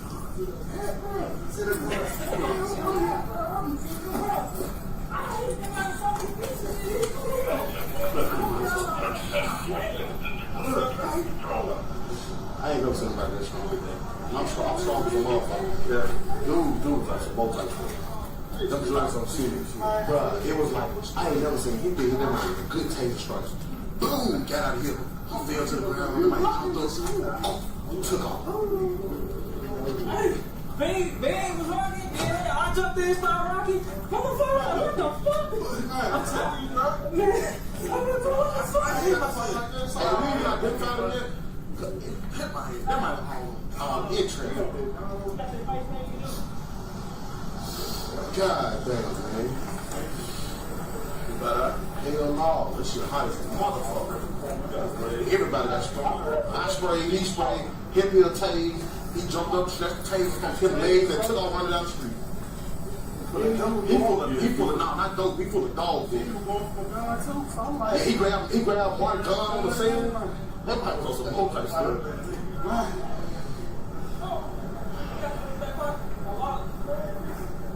I ain't even look. I just got him out the car. We like, hey, bro, you good? Motherfucker swung. Wow, almost hit me. And then he reached for Mark's gun, and slammed him to the car, and he was on from there. Like, he literally had his hand on Mark's gun. Like, that one was on there. I don't know what that might be. Ain't he strong as a motherfucker? He's strong as a motherfucker. Hold on, sorry. That's more than dope. That's more than dope. He caught strong on the high. That's what it is. I'm not driving. Yeah, my fire right now. This car, where else is it? We stopped him up there. Reliance. That's it. Ain't got nothing. Ain't got nothing. I don't know. That might just. He got to get there. Huh?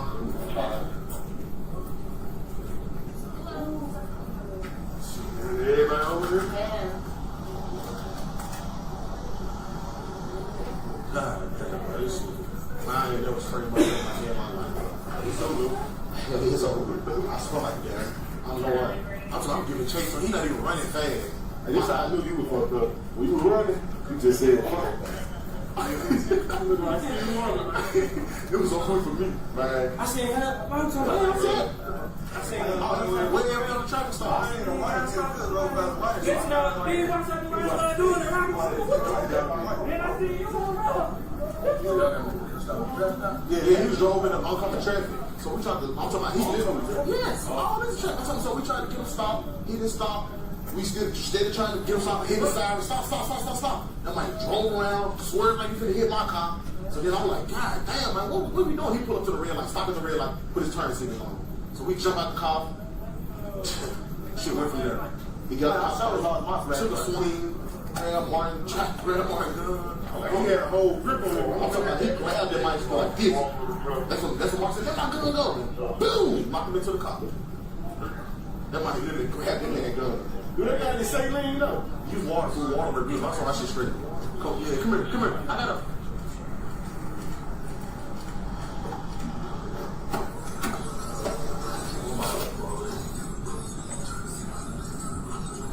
Hey, here, Mark. Come here. Which eye? She's it. I got it. It's blocked off. I'm sorry. I'll be out. Which eye? It was in the corners and shit. There. So need some more.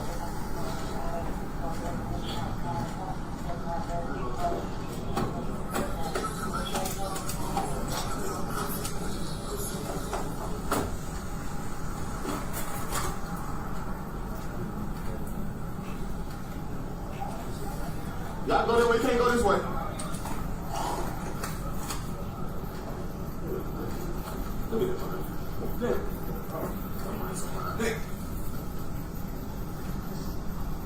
What you take, man? How much trying to get man? What you take? Huh? You taking something now. What you take, man? What trying to get? Huh? Huh? He on something. He on something. Huh? He on something. Hey. You take no drugs? Huh? You took something, man. Go ahead.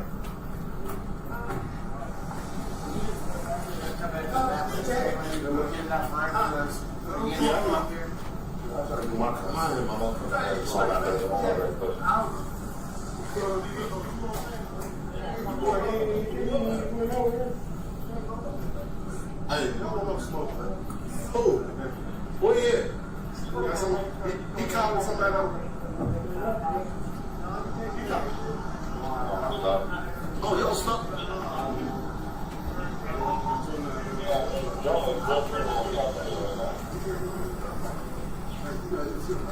Hey, man, appreciate y'all, man. Appreciate y'all. No problem, man. We try to talk to him there. We'll let him hear the word. He don't ready to do that. Tell his ass in that option, bro. Man, this shit happened. No, I ain't know. I ain't never in my life. That's not the story. Yeah. You and him? Oh, hey, you should have been Look at Tyre's giving him like pieces and his ass damn. Oh, we gave him something over there. We gave him a couple streets. Over there on the scene, I'm like, took the palms out his leg and took off running out. You can't run no more. Spray him, hang back.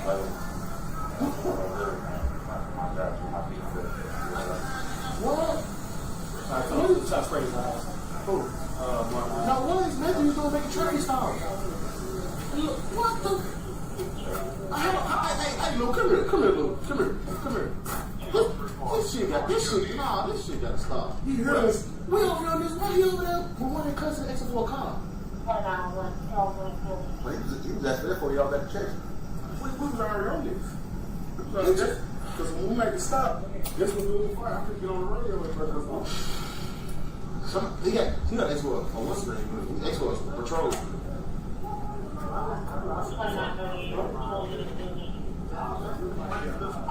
2935, that's the negative. Thank you, Kilo. We got him in custody.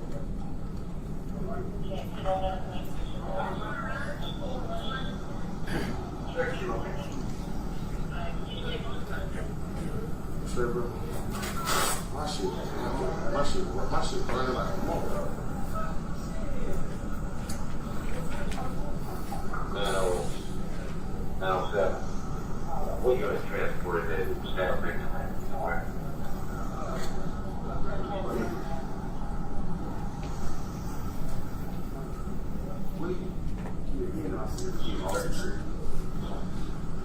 I know.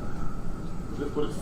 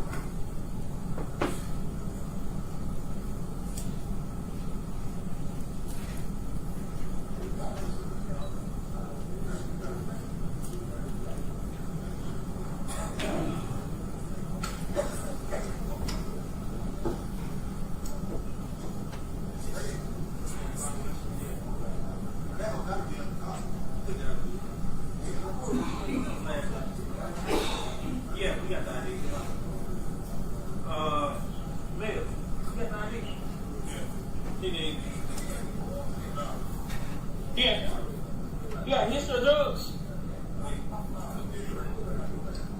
Hey, Savage. Savage. I got mine.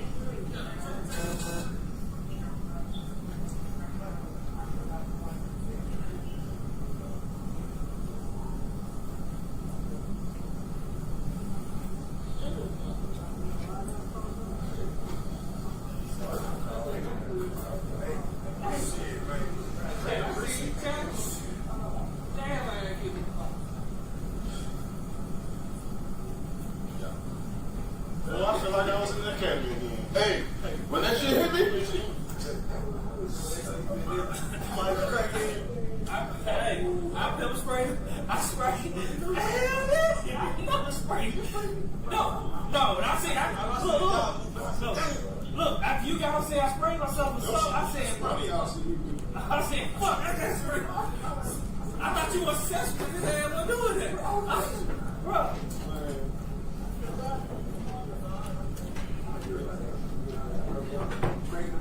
I take it.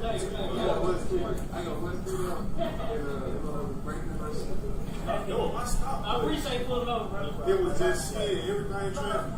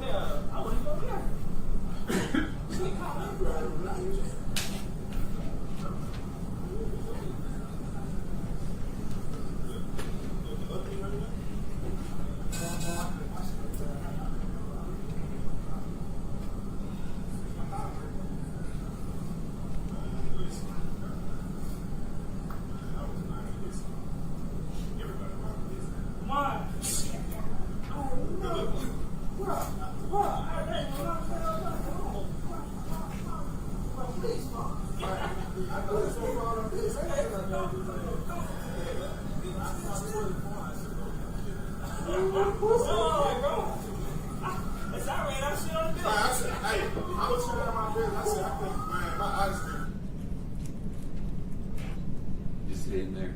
We play, yes, it's 2054-41. All my questions is it in there or Where's Yeah, that? there is.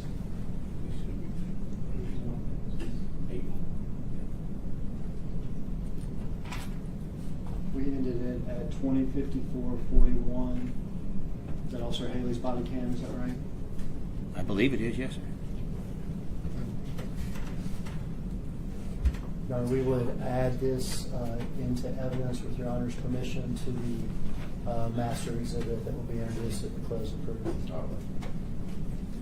And there is one more body-worn camera. Record, this will be Justice Smith's body-worn camera, and it starts at 20:37:43.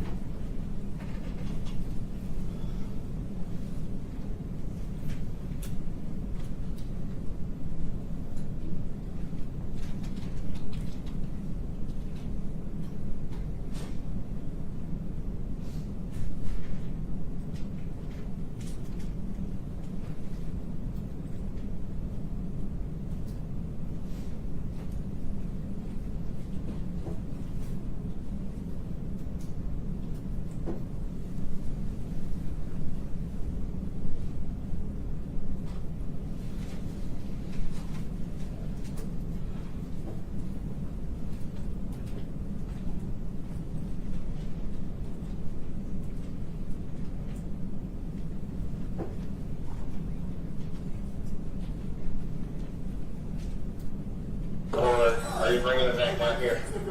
Bring him down here, Hill. Bring him down here.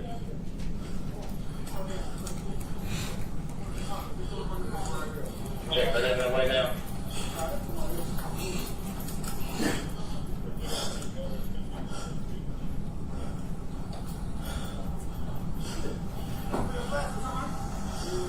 Good?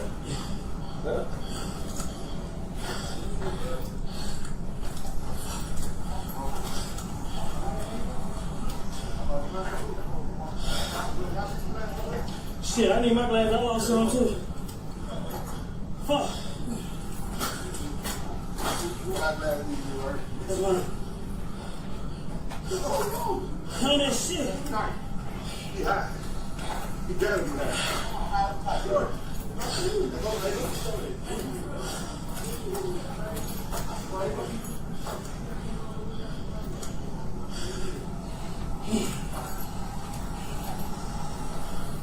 Look.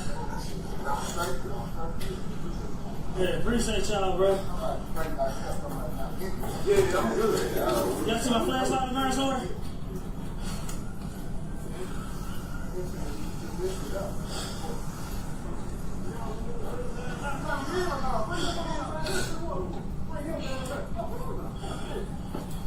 Fuck.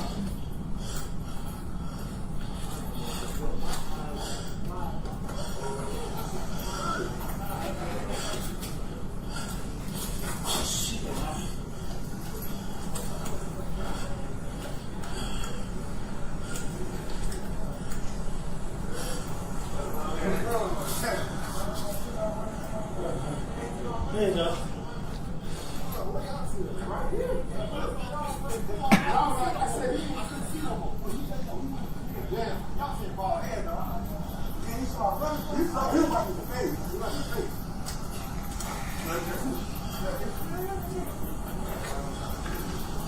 I know. I see y'all. I see his ass, right? Fuck. So I like, fuck my leg, bro. I know I'm finna feel this shit. Hey. Fuck. I just don't know. That motherfucker high. Get him up. Shit.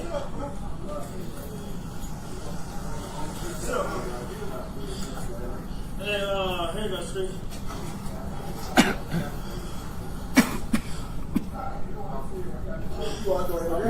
Shit, you know, tell him work for this shit. Huh? Hell no. Motherfucker. Shit, I had that going out, shit. I was like, fuck. And so I seen Bean chasing right here. I ain't even know nothing like that. I lost that motherfucker again.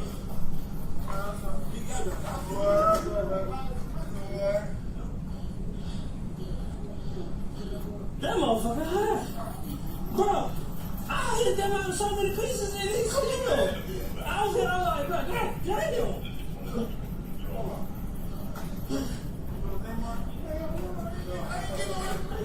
I don't even make sure my damn phone's in the car.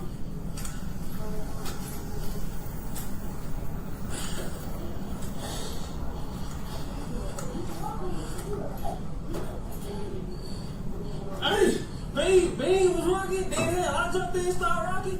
Motherfucker, what the fuck? Man, I'm like, bro, what the fuck? Hey, you got that face thing you can do?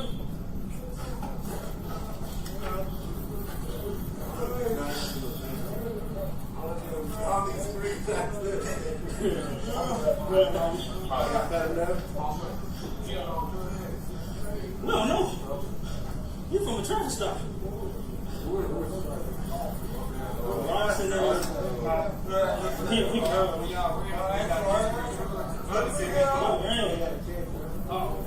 He got some in his back pocket. A wallet.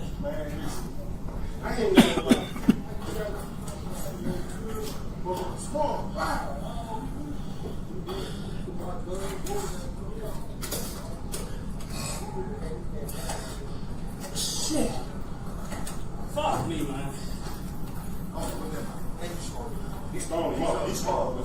Mind that motherfucker so bad.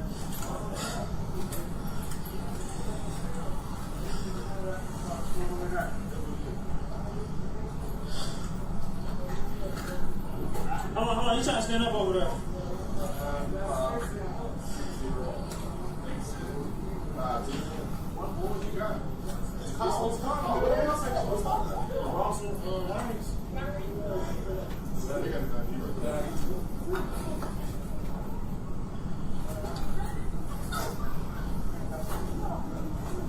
He ain't got nothing in the car? Unless he threw it while on his way running. He ran so goddamn far.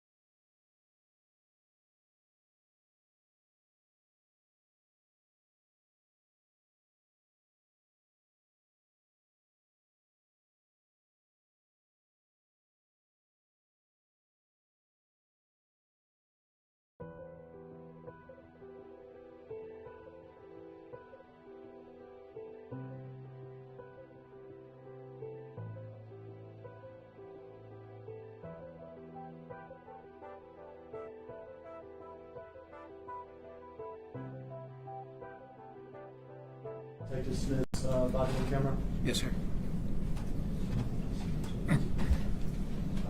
No further questions, sir. Thank you. Stand. Thank you. I'm going to try and go in order that Mr. Hagerman was asking you questions, Mr. Cameron. What type of traffic stop was this? It was a high risk. And he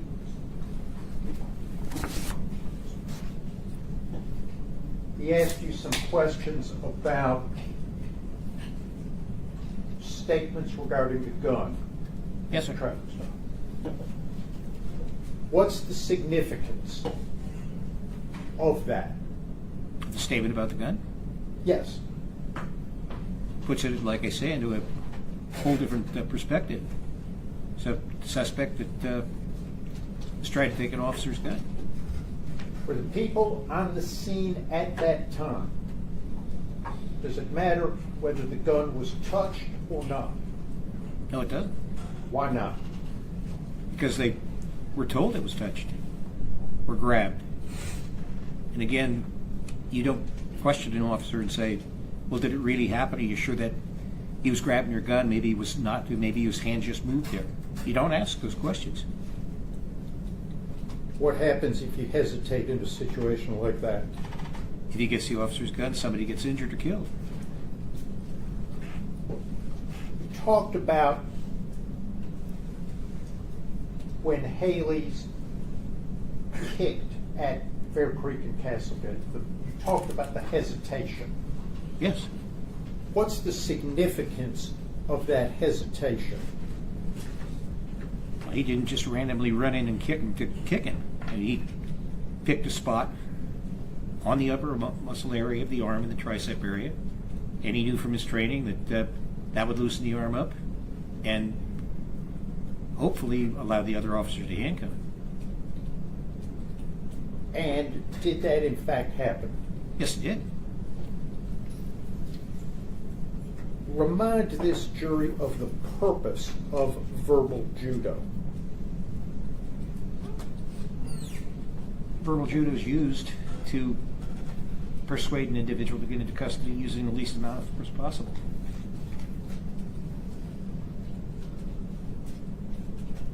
And how does verbal judo help that? Well, you're trying to reason with the individual, and some people obviously you can't reason with, but you're trying to reason with the individual to use a minimal amount of force to take them into custody. Is verbal judo moving up the scale on the force continuum? Is it moving up? No, it's the lowest level.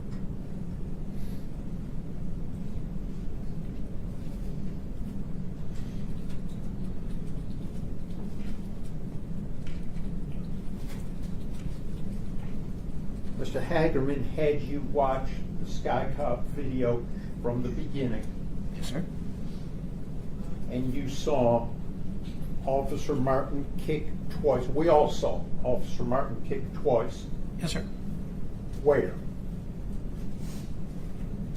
Appeared to be the upper body, perhaps the head. And we saw Mills strike 3 times with the aspeton, correct? Yes. And we saw Martin punch 5 times in the head, correct? Yes, sir, we did. Where was Haley at the time of all of those contacts? I believe it was in his vehicle responding to the call.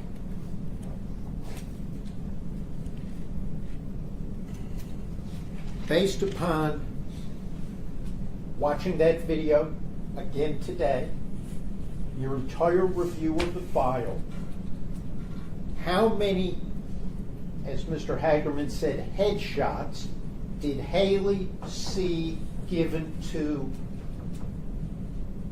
Mr. Nichols? None.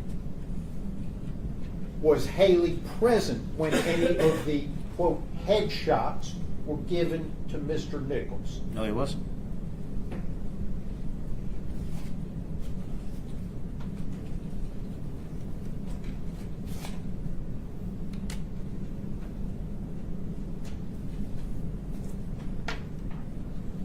Based upon your training and experience, does it take more than watching a video to have a professional opinion regarding police training standards and the propriety of use of force?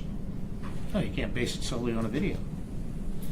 What factors go into forming an opinion? The information the officer had prior to their use of force, the level of resistance on the suspect's part, the necessity to get the individual in handcuffs and into custody.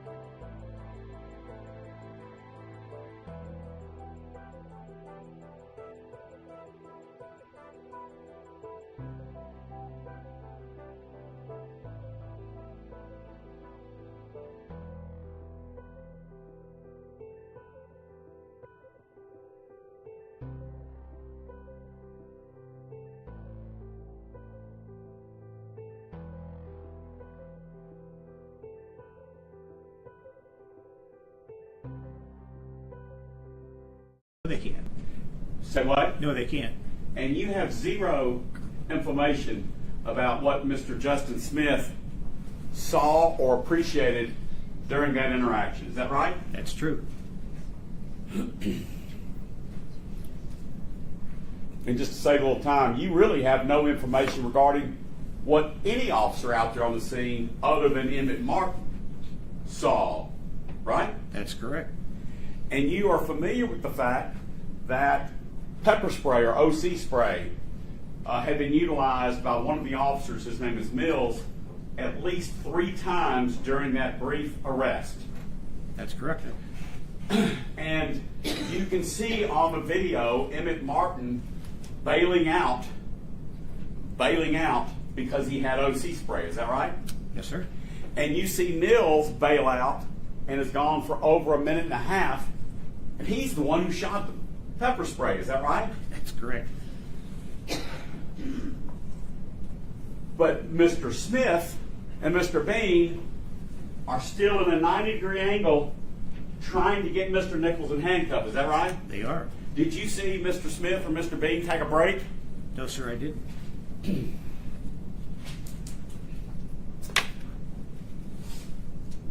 Since you've been in policing for so long, what does OC stand for? Ole encapsulant. Say it again. Ole encapsulant. Right. And they have different powers, don't they? Different percentages, don't they? Yes, they do.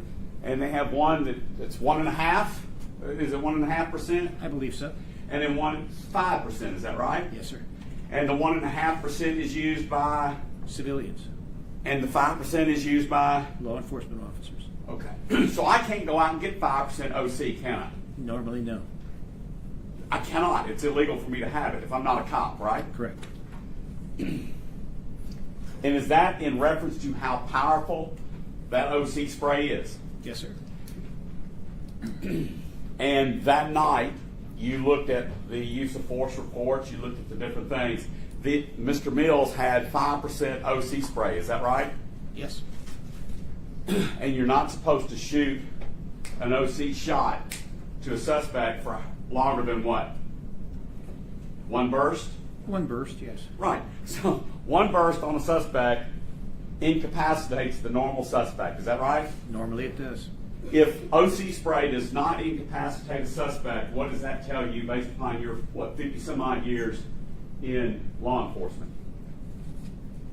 That the suspect's not susceptible to pepper spray, or the suspect may be under the influence of some narcotic. All right. Next question. Do responding officers rely on other officers within their department collectively using only necessary force to effectuate an arrest? Yes. If I'm a cop and you're a cop, I really don't know you, but we're in the same precinct, and we show up at the same crime scene, is it within the industry of law enforcement that I can rely upon you, even though I don't know you, to use only necessary force to effectuate an arrest? Yes, it is. And the force that we saw from Emmitt Martin was, I think you said what? Was it unnecessary or what? It was unnecessary. And is that the same as excessive? It can be, yes, sir. So it's not, I just asked you, is unnecessary the same as excessive? Is it or is it not? Yes, it is. Okay. So if we hear unnecessary force, are you using that word as excessive? Yes, sir. Okay. So do you have any reason to believe that any officer out there on the scene could not reasonably rely on the fact that another officer, trained, post-certified, is going to use only necessary force to effectuate an arrest? That's right. That's what they.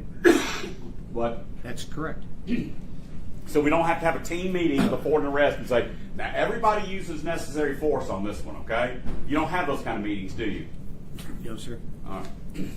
Because you have to rely that they will utilize their training and only use necessary force. Is that right? That's correct. So if Emmitt Martin is using unnecessary force while people are blind and can't breathe Do they have a duty to intervene if they can't see it? If they can't see it, they can't intervene.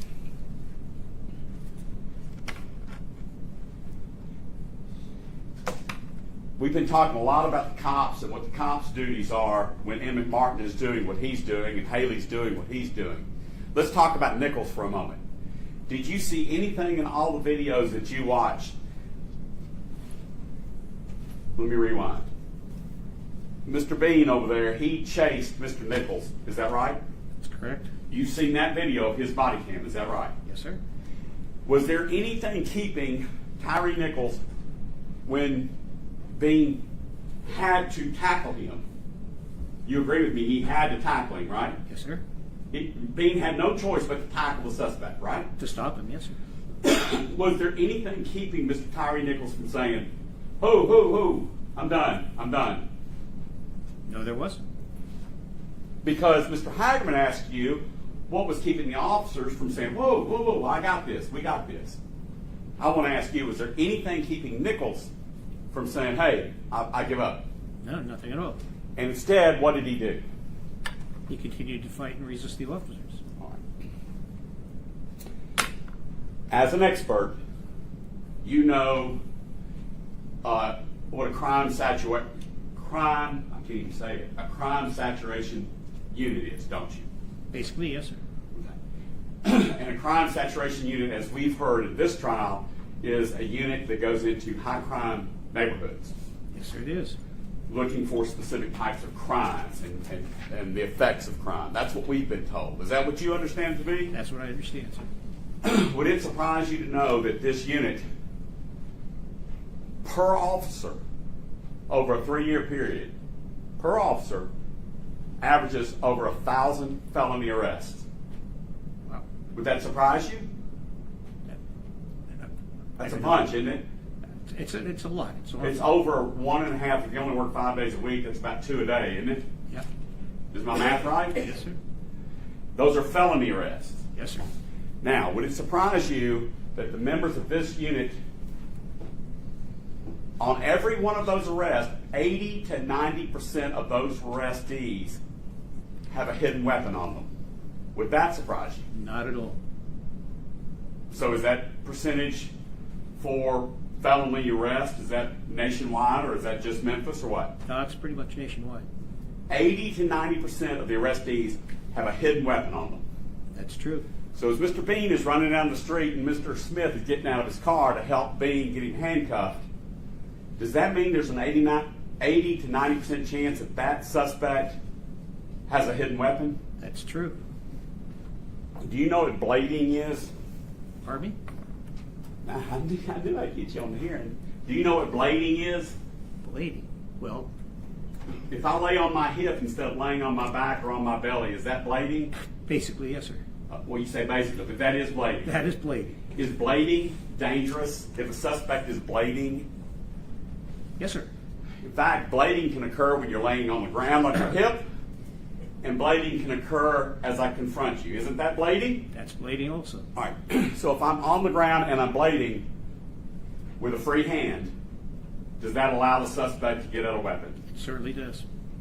And in all the videos you saw, did you ever see Nichols lay on his belly or on his back? He laid on his belly, didn't lay on his belly nor on his back. You say he did not? Did not. Right. He laid on his hip. He bladed the whole time, correct? Yes, sir. Are officers trained in your academies and other academies to watch out for blading? Certainly, that's why we put them on their stomach. Okay. Do officers who get a radio call, this is a national standard for lack of a better word, do officers who get a radio call requesting assistance with capturing an unsearched fleeing suspect who has been tased and sprayed, do they have the luxury of not responding to that? No, they better not. What happens if they do? They get disciplined. Okay. Do those officers hearing that call, do they have the luxury of taking their time to get there? No, they have to expedite. And expedite means what? Get there as quickly as they can. Blue lights and sirens? Yes, sir. Breaking the speed laws? Yes, sir. Safely going through traffic lights that are marked red? Yes, sir.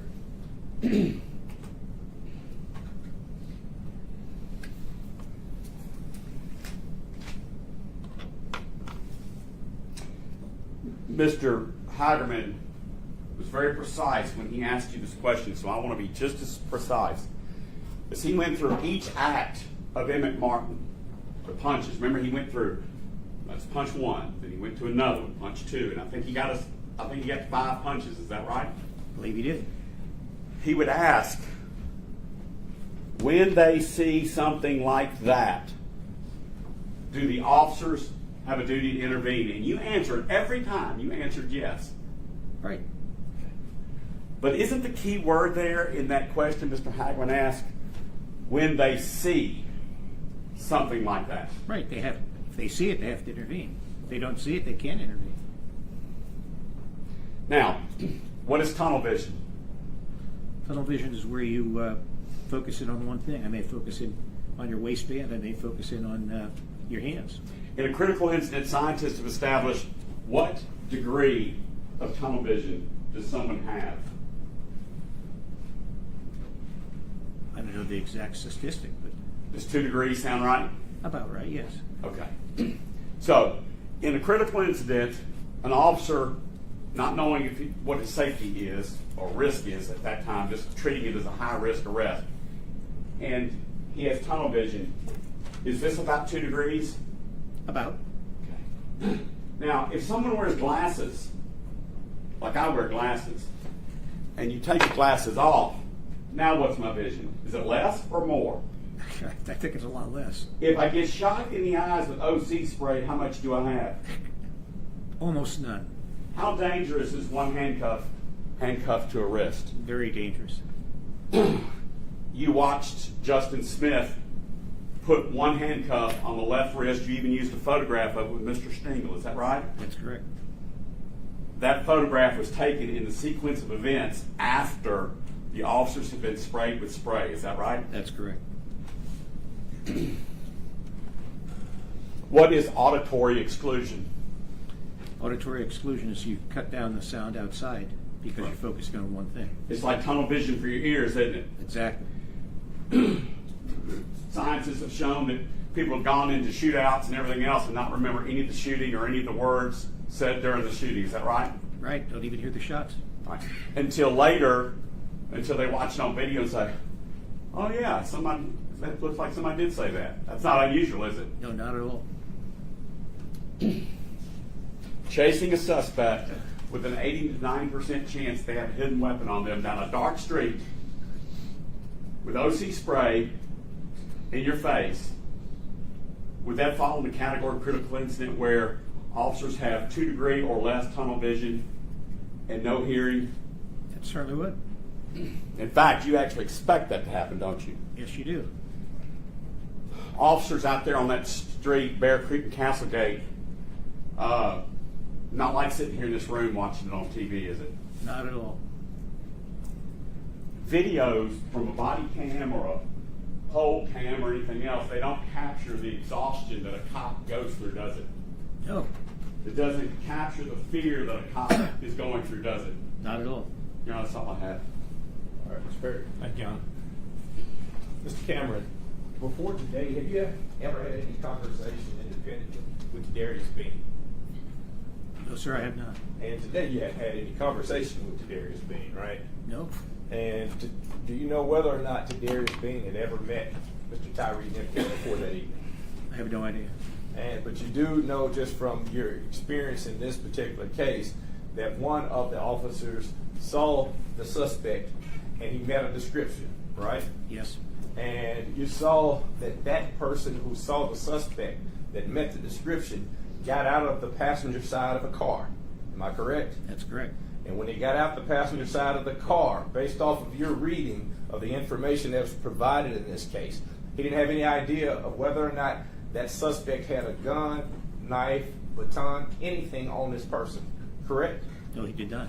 Now, based off of your reading in the file and your research in this case and your participation on behalf of Mr. Haley, is it your understanding that that same suspect caused a bolo to go out regarding who he was? Be on the lookout for this particular person.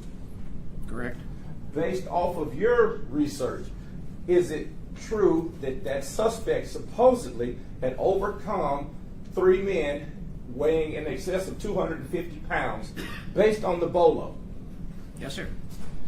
Is it true that the person who hears that is expected to get out of a vehicle and travel down 80 yards of a dark street to apprehend this suspect based on what you testified a few moments ago as his job requirement? It is his job requirement.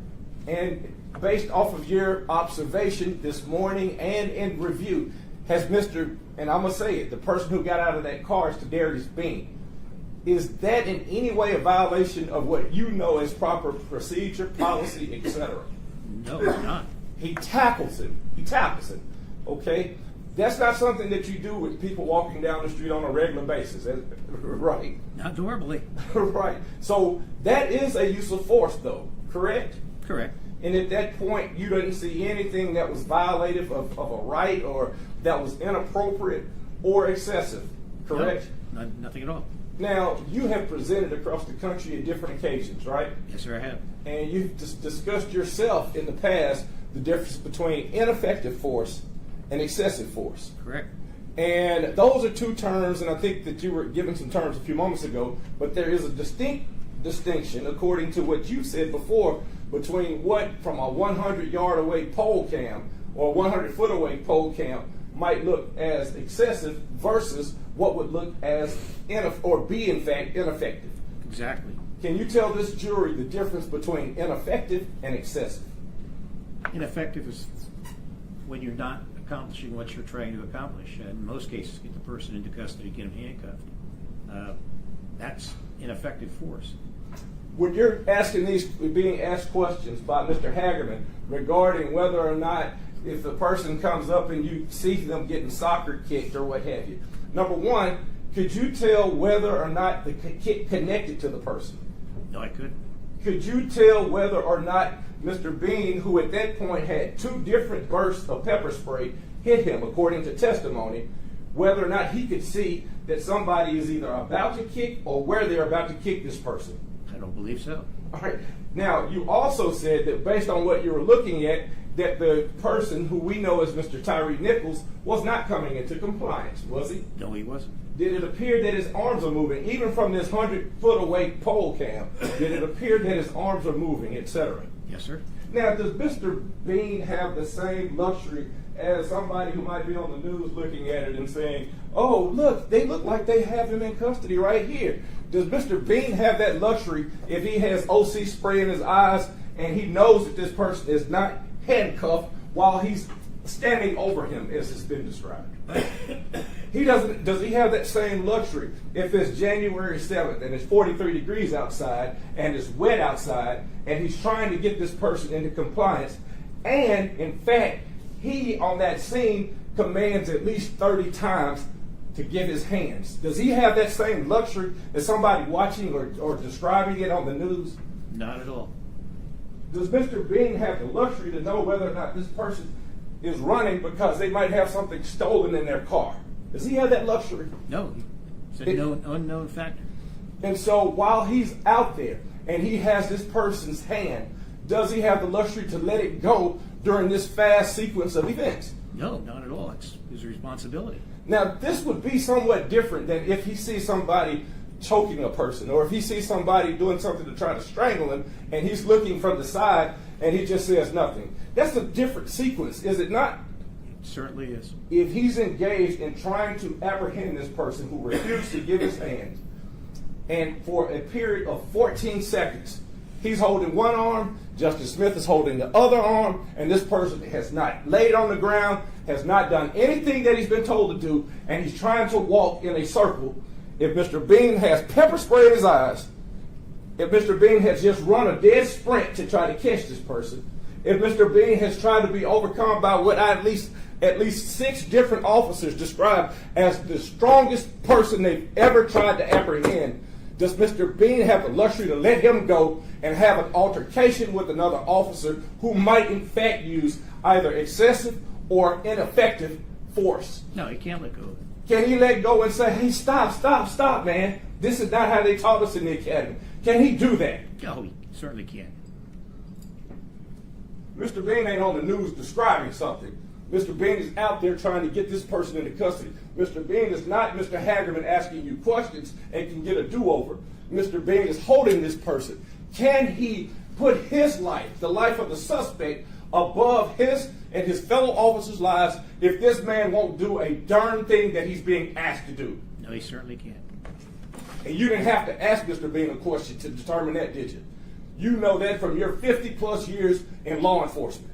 Correct. And based on that, and if you had a chance to have those conversations with Mr. Bean, and he indicates that, which, Hold on one second. We need to approach for this.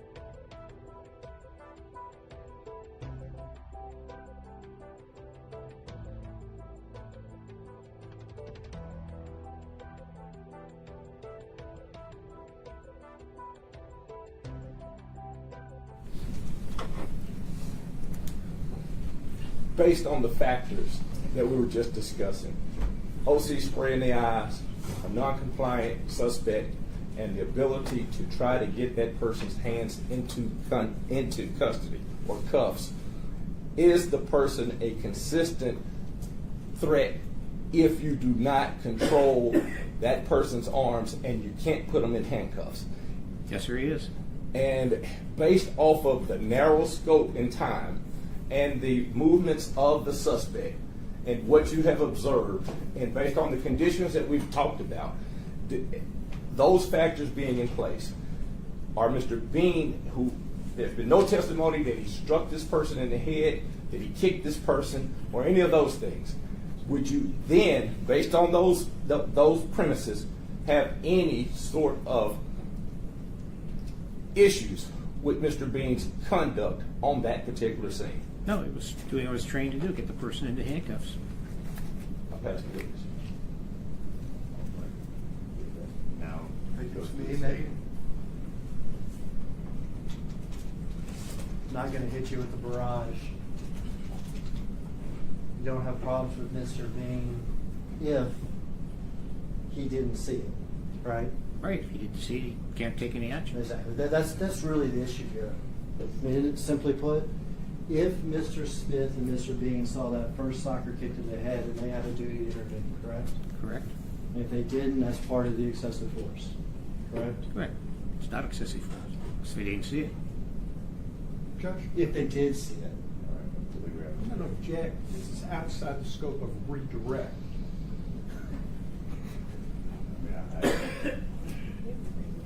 there are a whole bunch of questions about the actions that took place that evening. think as far as the questions, they encompass the questions that Mr. Hagerman is asking. So I'll allow those questions. If Mr. Bean saw it, he has a duty to intervene, correct? That's correct. Because that force, Martin's first kick, soccer kick, was excessive, correct? Correct. If Mr. Bean saw that second kick to the head, which again was excessive, then he has a duty to intervene, correct? Yes, he did. If he saw those haymakers, 1, 2, 3, 4, 5, each one in between, if he saw those, he has a duty to intervene, correct? That's correct. And the same with Mr. Smith. Correct. So it's really a question of if they saw it or not, right? That's correct. I think we agree on that. I think we do. I either misheard you or you misspoke, because you made a statement when Mr. Perry was asking me questions that you couldn't tell if Tyre was getting kicked or not.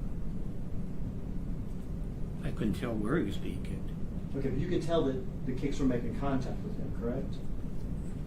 It appeared that they were, just from his body language. And so I'm wondering here where we're coming from, because you could so clearly tell for us that Mr. Haley kicked him in a certain spot. Right. Correct? Correct. And could you equally clearly see Martin kick him in the head?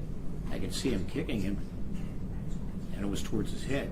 Okay. Well, I think that's probably good enough to be unnecessary and excessive, right? It certainly is. That's all, Judge. All right. Anything else of this witness? No, Judge. No, yeah. All right, so those are all the questions we have for you, sir. Thank you very much. Thank you, Your Honor. Please watch yourself and see where down. I will.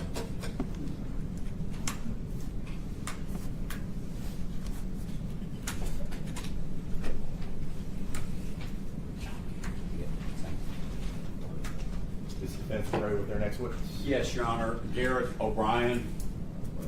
We call her O'Brien. O'Brien.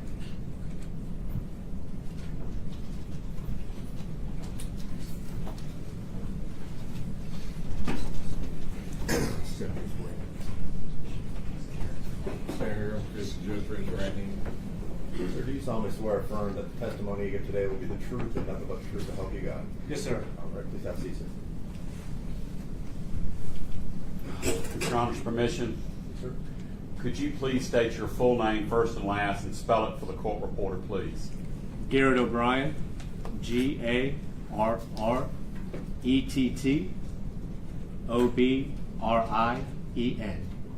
What do you do for a living, sir? I'm a police officer. Have you been a Memphis, at one point, were you a Memphis police officer? I was. You are currently a police officer in one of the suburban towns here in Shelby County, is that right? Yes. How long were you a Memphis police officer? For just over 10 years. And when did you first become a Memphis police officer? I graduated from the police academy in November of 2012. And so that, I'm doing my math, that puts you up to about 2022, Yes, sir. and then you transferred to another department. Now, during that period of time from 2012 to 2022, did you have occasion to know Mr. Justin Smith? I did. And you see Justin Smith here in the courtroom, is that right? I do. And in what capacity did you know Justin Smith? I had executed a search warrant on a property. Well, we have to bring the jury. Did you work with him at the Memphis Police Department? Yes. So Justin Smith worked for what division of the Memphis Police Department? The Scorpion team, Which is part of? the organized crime unit. That's right. And were you also a member of the OCU? I was. Okay. So as part of your role at the OCU, go ahead, you were executing a search warrant. Is that the first time you had met Justin Smith? Yes. Okay. And since that time, and we may get into that, okay, but since that time, did you make yourself familiar with Justin, become friends with Justin? Since that time, we had worked. Since that event? Yes, we had spoken several times since that event. Okay. And so did you work, and within OCU, did you have knowledge of his reputation within OCU? Yes. And what was that reputation within OCU or the Memphis Police Department? He was a stand-up guy. Every conversation I ever had with him, any cases that I would work, I was a daytime team as an auto theft investigator. Any case that I needed work in the evening, I had multiple conversations with him stating, hey, this is the report number. So this isn't just on the fly, on the wall, somebody might have said something. This is a legitimate case. These are the individuals I'm looking for. This is the car, the tag. This is the area that it might be in. If you happen to be in that area, can you please look for this vehicle? If you happen to look for it, do a continuation to that report. Here's my personal number. Reach out to me if you ever happen to get anything. Okay. You may have misunderstood my question, or I may have said it wrong. What was Justin Smith's reputation within the Memphis Police Department or OCU? I haven't asked you about your impressions of him yet. Okay. What was his reputation within the Memphis Police Department? He was a good, upstanding officer. Was he a notch above or way above other officers? From my recollection, yes. And that was his reputation? Yes. And your opinion of Justin as a person, what was it? It was a good opinion, good impression. And like I said, every time I had a conversation with him, it was very attentive. It wasn't just somebody that was just there to be there. He had a emotional investment in everything that I had to say to him. I don't want to lead you, okay? But was he professional? Yes. Was there any other qualities that you might be able to share with the jury about Justin Smith? He cared. Cared about what? He absolutely cared about the citizens and the people that we were looking for to bring those persons to the appropriate justice that the court would see fit. All right, now go to the search warrant that you wanted to jump right off into and got here. So you did have an occasion to work a search warrant, hit a house on a search warrant. Did you ask Justin and others to assist you in hitting that house and get that search warrant served? Yes, so I wrote the search warrant in the wee hours of the night after I received information of a stolen car that came from another state. I wrote the search warrant, had the search warrant signed by a judge, and then the on-duty team, which would have been the Scorpion team, came out to assist me. We knew the house to be unoccupied. It was an apartment complex. We knew it to be unoccupied. Once we make entry into the house, to the apartment, we then begin the search. During that search, $5,000 was found, roughly $5,000. Justin, who had been reading the warrant while the search was being done, come to me and said, hey, you can't take this money. The search warrant is not, this cash is not in the search warrant. You cannot take this money. You're the one who wrote the search warrant. You're the one who had a judge sign the search warrant. You were about to take the $5,000 cash, and Justin, who really was just there to support you, pointed that out to you. Is that right? Correct. What would have happened to you if you'd have walked out of that apartment with that $5,000? I probably would have had some legal headaches. God forbid somebody would try to say that I stole $5,000. And that was not Justin's case, was it? He had no say in the matter. He got nothing from me taking the money or nothing from me leaving the money. Y'all, let's all have this witness. All right. Mr. Perry? Mr. Samuel? Nothing to state. No questions, Judge. All right, sir. Those are all the questions we have for you, sir. You can step down. Thanks. Thanks, sir. All right, Vince is your next witness. Brian Neim. Neim, apparently.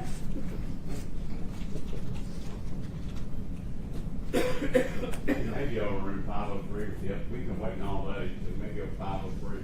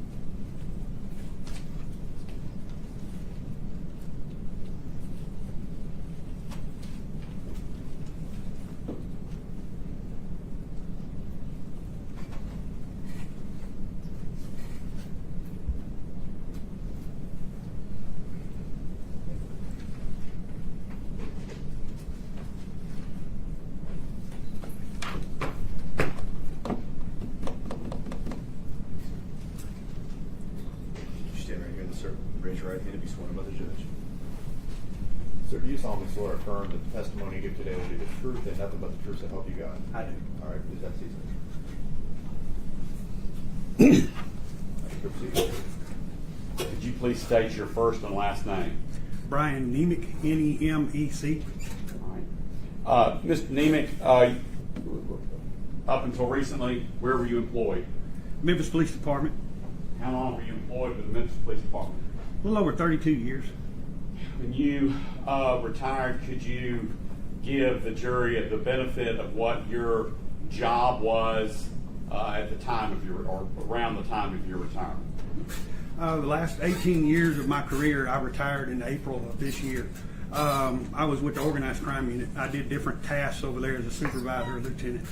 Right. So let's go through the branches, if you will, of organized crime that you were involved with for 18 years. I was a supervisor over a night shift drug team. I've been a supervisor over the day shift drug team. I've been a supervisor over the DEA task force officers, interstate interdiction. I've done the canines, a supervisor over canine handling, and over the meth team that did meth labs. And OCU has many branches and tentacles. Is that right? Correct. Part of that is something called the CAT team. Correct. Then C.J. Davis came and they turned it into the Scorpion team. Correct. Do you know, during your tenure of 18 years at OCU, did you have the occasion to have Justice Smith work for you? I did. When did Justice Smith first come to work for you? It was in the early part of 2020. So at that time, you had how many years' experience in OCU and all those areas? Roughly about 13. So he came to work with you, and you were a 13-year veteran of OCU. Is that right? Correct. What was your impressions of Justin when he first came to work for you? He was new over there, and we were just starting up what was going to be called Cat 2, which is we already had a Cat 1, so we were building that up. It was going to be like a 12-man team. CAT stands for what? Criminal Apprehension Team. And what was y'all's mission? Basically, we used statistical data looking for hot spots in the city, and then we would go out and address those hot spots. And you described as hot spots. Is that high crime areas? Yes. High violent crimes? Yes. Car thefts? Correct. Carjackings? Correct. Stolen guns? Yes. Automatic weapons? Yes. And so this criminal apprehension team was being formed up, and you were going to be in charge of it? Correct. And Justice Smith was one of your officers wanting to be on your team, or you wanting him to be on your team? He was assigned over there, and I was a supervisor that was starting it up. I was mainly a drug supervisor, but they had moved me over there temporarily to get the CAT team. All right. And so now, based on that background, what was your impression of Justin as it relates to being able to do that job? He came in, and one part of when somebody comes over there temporarily is to evaluate them and see, are they going to make it over here? It's not for everybody. I've had to cut a lot of people that just didn't make it, and I saw a lot of qualities in him, and you know, there's 12 people assigned to me, and I saw qualities in him that I liked. What qualities? He was a hard worker. I liked the way he could write. You know, he kind of fit the bill of what we do. He could go in and do the job. He was I call him a motivator. He motivated other officers, and that's an important thing for us to keep these guys motivated. He was courteous, and he was very respectful to everybody and to his coworkers. Okay. And that's what I was going to ask you. He was courteous and respectful to his coworkers. What about to members of the public? Yes. Did you personally observe that? Yes. Was that part of your evaluation to determine if he's going to fit in within the criminal apprehension team and work for you? Yes. And have you ever known him to be discourteous or anything negative when it comes to interacting with the public? No. And by interacting with the public, I'm talking about people that are armed felons. Have you ever seen him treat armed felons with any lack of respect? No. Would you describe him as compassionate? Yes. What about his temper? Does he have a temper? I've never seen in the about 5 to 6 months. I've never seen him have a temper on the job. We did a lot of, afterwards, when something big event happens, we may talk about it the next day. We call it debriefing. We may debrief that night or the next day, and it's kind of talk about a bad situation is kind of a way that we can discuss what's the goods and the bads. And a lot of, there may be 2 officers that didn't like the way something happened, and they would, sometimes people get in arguments about it, and we should have done this, we should have done that, and I've never saw that come out of Justin getting angry like that. See, you being a police officer dealing with these type of interactions with people that I don't see, okay? You deal with members of the public that Martin Zumach's never going to meet. Yes. Okay, so when you described it as a big event, we don't know what a big event is. We think the circus is a big event. So what's a big event in the criminal apprehension team world? It might be where you have a suspect bail out of a car, you have a lengthy foot chase, and there may be a lot of moving parts. There may be an officer getting injured, and there may be, or you may be hitting a search warrant or something, and some kind of something happened inside the house that a particular team member saw it, and it should have been handled differently. Safety-wise, there's a lot of safety. We talk a lot about safety in our job and everything. So we call those kind of big events when something out of the norm happens. We call that a big event. Was Acosta a big event? Acosta? Yeah. Yes. Briefly, what was Acosta? Was he an undercover? He was. On this team? Or on this part of OCU? He was on the drug team, yes, sir. And was he, what? Just driving down the street and got shot. Purposefully or accidentally? Purposely. And OCU folks from all across the city came because they could hear him on the radio, couldn't they? Yes. Is that a big event? Yes. You undersell it. What is a bad situation, or does that fall in the bad situation category? That's a bad situation. Okay. In fact, a couple of OCU folks totaled out cars trying to get there. Is that right? They did. A couple of them got disciplined. All right. Is Justin going to lose his cool in bad situations or big events? No, I've not seen that.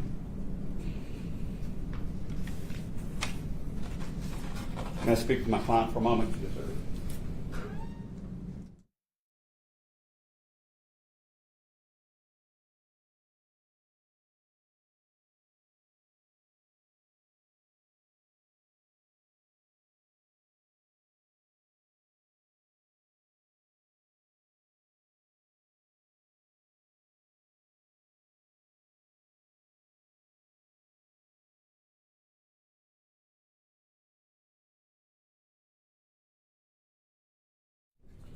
No questions.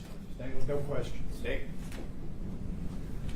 I was wondering how long it was, and then you said 18 years in OCU, so Yes, sir. I guess that's how long me and you have known each other. Correct. And we've worked a lot together. Correct. First, just a random question, and then I just have a few questions. What percentage of the people that you interact with, citizen-wise, civilians, or have armed secret weapons on them? What I was is mainly plainclothes, and I wasn't in a marked unit. And I went out every day driving around looking for that kind of activity, especially I was in narcotics. And on a CAT team, I was an eyeball, so I would go out and spot for the marked units, and my percentage of what I saw was high. But It was I'd say 80%, 70 to 80%. a large number. Large number. We actually worked at OCU together for a couple of years, right? Correct. Remember when I was over Yes. there? Oh, yes, sir. And we worked with some pretty hard people, didn't we? Yes, sir. Some sort of old school people. Very old. So with harsh language. Yes. Wasn't always polite. Nope. They were demanding. Correct. Some crazy talking. There was. Do you remember talking to everybody before the operation? I'm not saying go lay your hands on an MFer, but if you lay your hands on an MFer, lay your hands on an MFer. Sound like something maybe you heard before? rule of thumb has always been if you lay your hands on somebody, you have to lay your hands on them, they need to go to jail. But I don't remember any sort of meeting in which it was said if you have somebody on the ground, soccer kick them in the head. No. No. That's beyond hard. Yes. That'd be wrong. Correct. Even for those guys, those hard guys. Yes. I don't remember a meeting in which they said if you see excessive force, ignore it. No, you did not ignore. That would never be said. No. I don't remember a meeting where they say if somebody's injured, don't tell medical personnel about what happened to them. No. That would be beyond hard. Yes. That'd be wrong. Correct. And do you believe officers should be accountable, should be held accountable for excessive force? Correct. Yes. Do you believe they should be held accountable if they have the opportunity and don't intervene and stop Yeah. other officers? I'm sorry. Yes. And you've lived by that now for, you said 32 years? Yes, sir. Congratulations on your retirement. Thank you. Okay?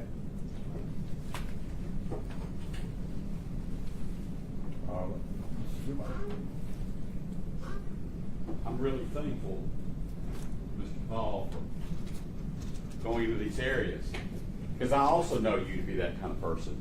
But more importantly, you're not on trial for second-degree murder. Justin Smith is. Yes. Okay, so I'm going to go through Mr. Hagerman's list. So some of them are not polite. Some of them are old school. He asked you those questions, right? Correct. Yes. About meetings he apparently was in, and you apparently were in. Yes. Is Justin Smith polite? Yes. In fact, is Justin Smith new school or old school? He's new school. That's right. He's not old school, is No. he? And the one thing you know about Justin Smith is if he saw someone like Emmitt Martin soccer kick someone in the head like you've seen on the video, Justin Smith would be the first one to report him, wouldn't he? Yes. Justin Smith would be the first person to stop him, wouldn't he? Yes. You would bet your reputation on the fact that Justin Smith would have stopped Emmitt Martin if he could see it. Yes. Thank you. Anything else to this witness? No, Your Honor. All right, so those are all the questions we'll hold, I think. Looking at the attorney's approach.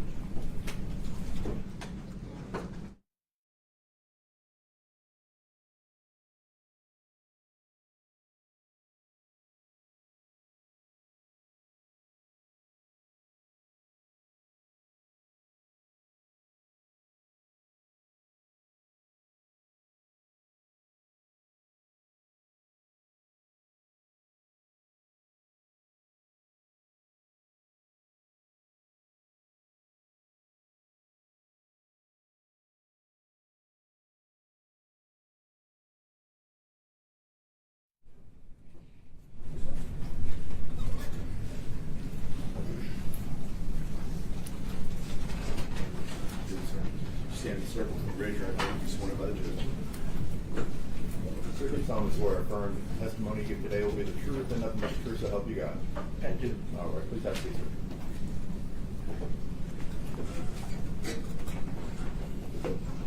Hello. Could you please state your first name and last name and spell it slowly for the court reporter in the record?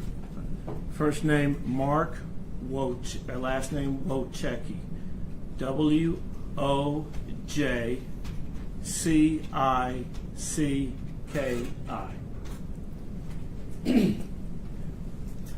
What do you do for a living? I am the missions pastor and church administrator at my church, Bartlett Hills Baptist Church. And how long have you been doing that? Over 2.5 years. Before that job, what did you do for a living? For over 25 years, I was a law enforcement officer with the City of Memphis Police Department. I retired as a lieutenant in charge of basic training at the Memphis Police Academy. Okay, I was going to ask you what your different assignments were at the Memphis Police Department. So let's start with the training academy. Was that your last assignment before retirement? Yes, sir. I worked for about 2 years there. And what did you train there? I trained basic training, all of the basic police uniform patrol training for all the new recruits, in addition to defensive tactics, taking people into custody. I supervised every recruit. Okay. And you did that for how long? You may have said it. Forgive me if you did. 2 years. Before that, what did you do at the Memphis Police Department? For approximately 2 years, I was in charge of the criminal apprehension team at the organized crime unit. What years was that? That was 2019 through January 21. Okay. And before that, what did you do? I was a supervisor in uniform patrol at Old Allen Alpha shift, midnight shift, for 1 year. When did you first, do you know Justin Smith? Justin Smith was... Is that a yes? Yes, sir. I'm sorry. How many times you testified in court? About 1,000? It's been a while. I've kind of forgotten a few things. You're back yes, in sir. the preaching business now. That's right. Yes, sir. All right. When did you first meet Justin Smith? Justin Smith was assigned to my unit in, I believe, August of 2020. And then we are here, of course, about an arrest that occurred in January 7th of 2023. So when he came to your unit, was that Cat Team 1, Cat Team 2? What was it? That was Cat Team 1. And did it get its name changed at some point? After I left, about a year or so after I left, it evolved into or changed into what they call the Scorpion unit now. Will it be safe to say that if we refer to the Cat Team 1 or Scorpion Team 1, it is in effect much the same thing? Very similar. Okay. And when you were in charge of Cat Team 1, was Justin Smith one of your officers? Yes, sir. Describe what Justin Smith's reputation was within organized crime when you were there. Justin Smith was a highly professional, proficient, dedicated officer. He was the kind of officer you'd want living right next door to you. What's your personal opinion of Justin Smith? He's an honorable, professional, dedicated man and husband of God. All right. And over there in the Cat Team and Scorpion Team, y'all dealt with very dangerous customers, didn't you? Yes, sir. And it takes a special kind of police officer to, number one, keep themselves safe, keep the other officers safe, and keep the situation under control. Could you tell this jury about how Justin Smith fit that mold? So when I was in charge of the Cat Team, every day we'd have some kind of training of going over how to take suspects into custody, how to do things such as search warrants where there's guns, weapons, drugs, money involved. We'd go over the procedures, we'd go over safety, and we'd go over how to take people safely into custody.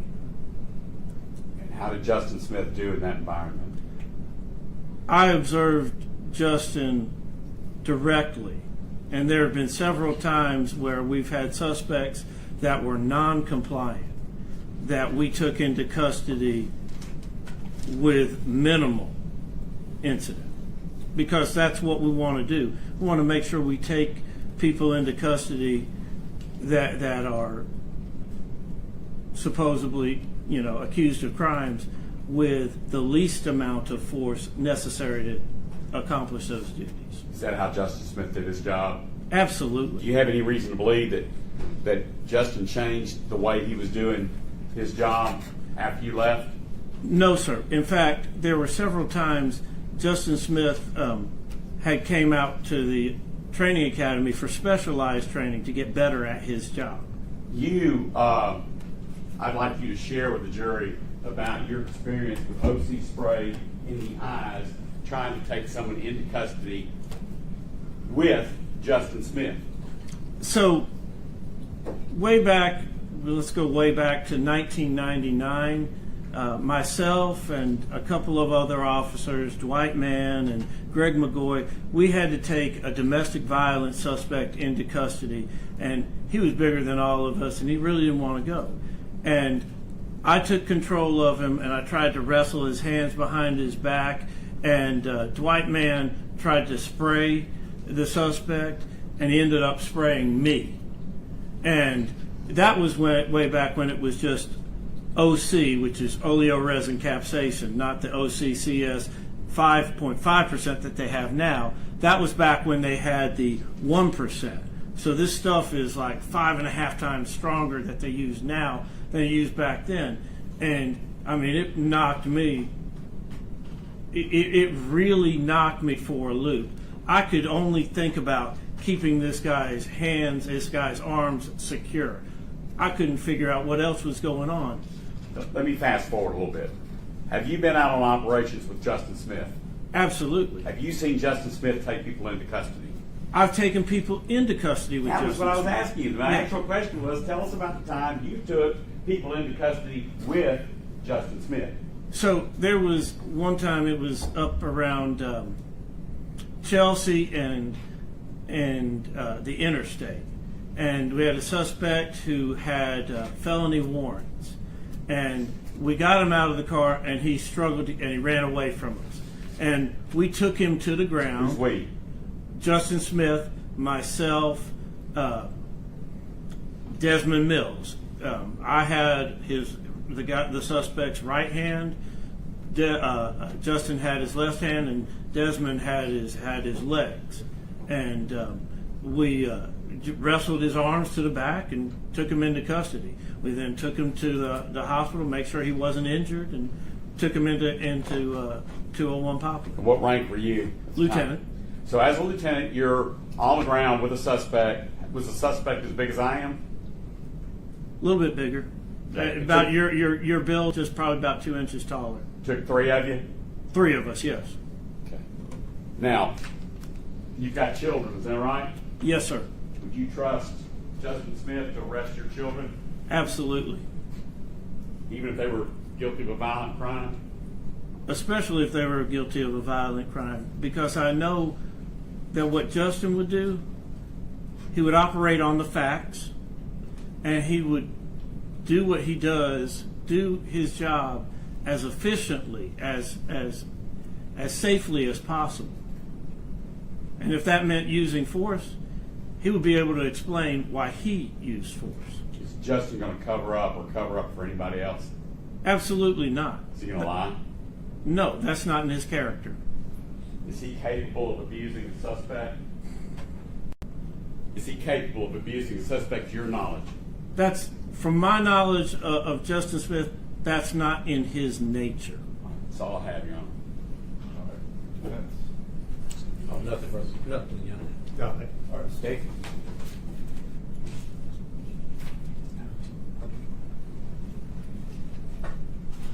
We had another witness come in here and talk about what somebody's capable of or not, but you would agree with me that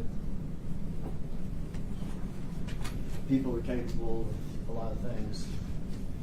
Capable is one thing. Exactly. In their nature is a different thing. I think that's probably why you corrected the question, right? Yeah, I mean, we can all be capable of things, but this is not in Justin's nature.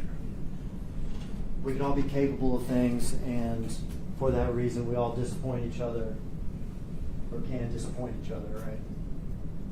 Yeah, I'm following you. That's correct, right? Yeah, we can disappoint each other. Okay. And if Justin were to disappoint us, if Justin were to see excessive force and not intervene, do you believe he should be held accountable? If he were to see it, and that's the key in my mind, is to see it. I've been pepper sprayed. I know what it does to me. If he were to see it, should he be held accountable? Yes. If he were to take part in it, see it, should he be held accountable? If he were to have willingly taken part and knowingly taken part, then yes. But if his perception is diminished for certain things, if his goal is to get the guy's hand behind his back, and he's struggling with somebody to get into custody, I mean, I'd be more, from myself, I would be concerned about getting the guy's hands behind his back.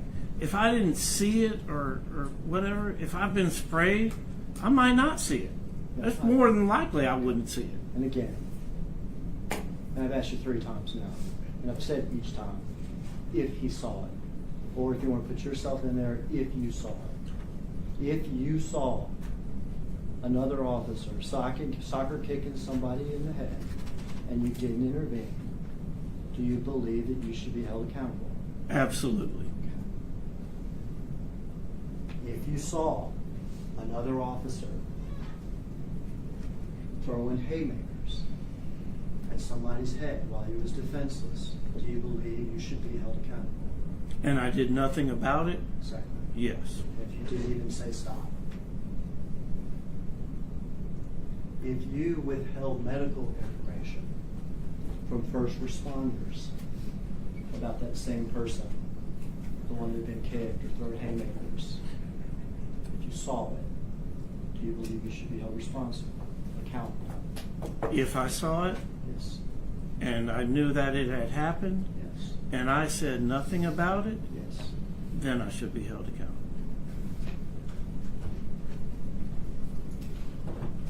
You finished? Yes.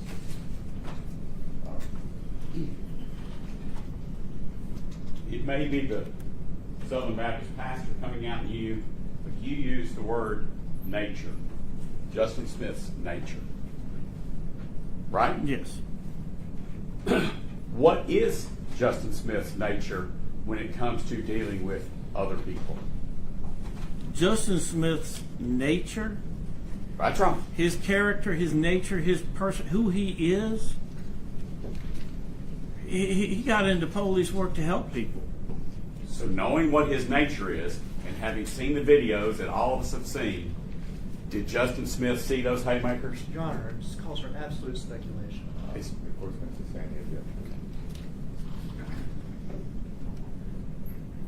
Knowing Justin as you know him, would he ever withhold medical treatment from someone? Absolutely not. That's all I have. Anything else of this witness? Nothing further, Judge. All right, thank you, sir. Those are all the questions. We'll sit down. Thank you, sir.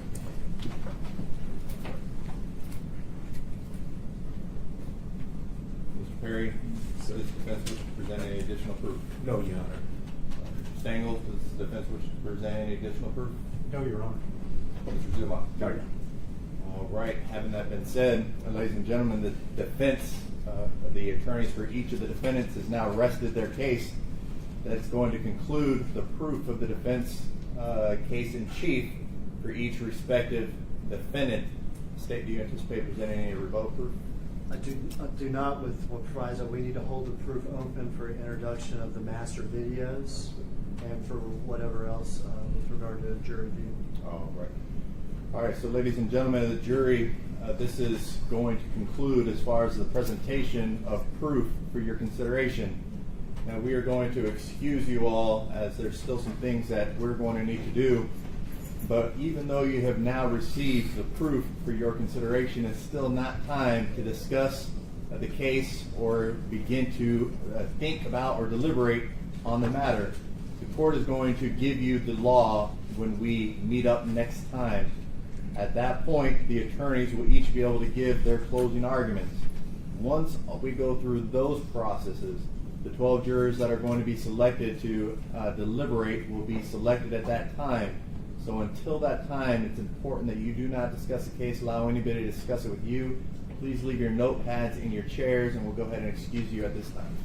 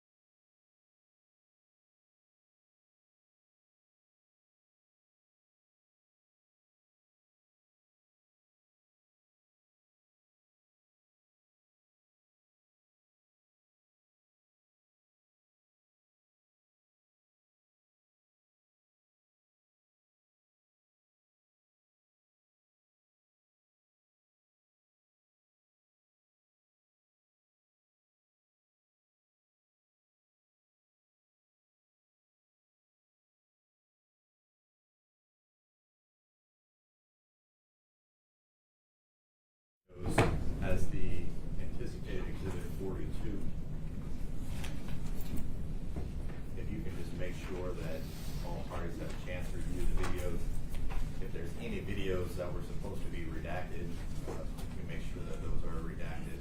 Well, there's the training videos that We have started. we started with councils doing that. All right.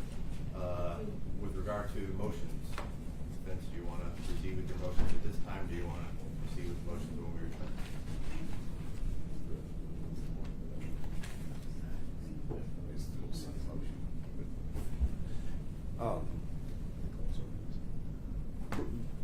We have 2-minute contemplation.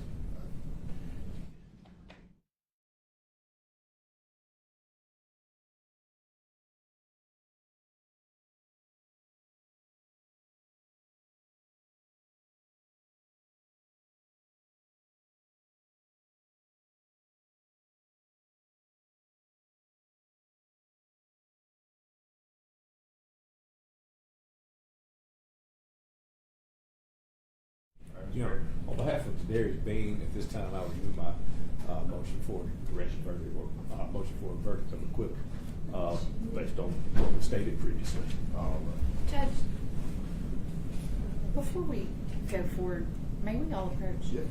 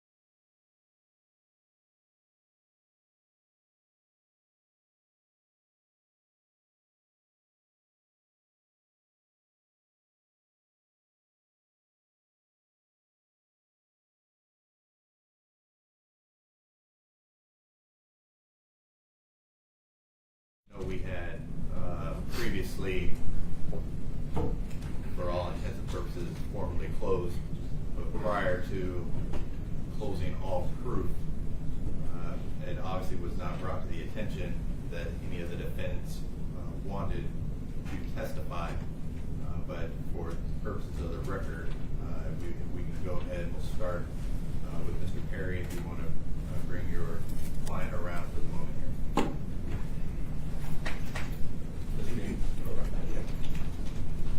We have everybody.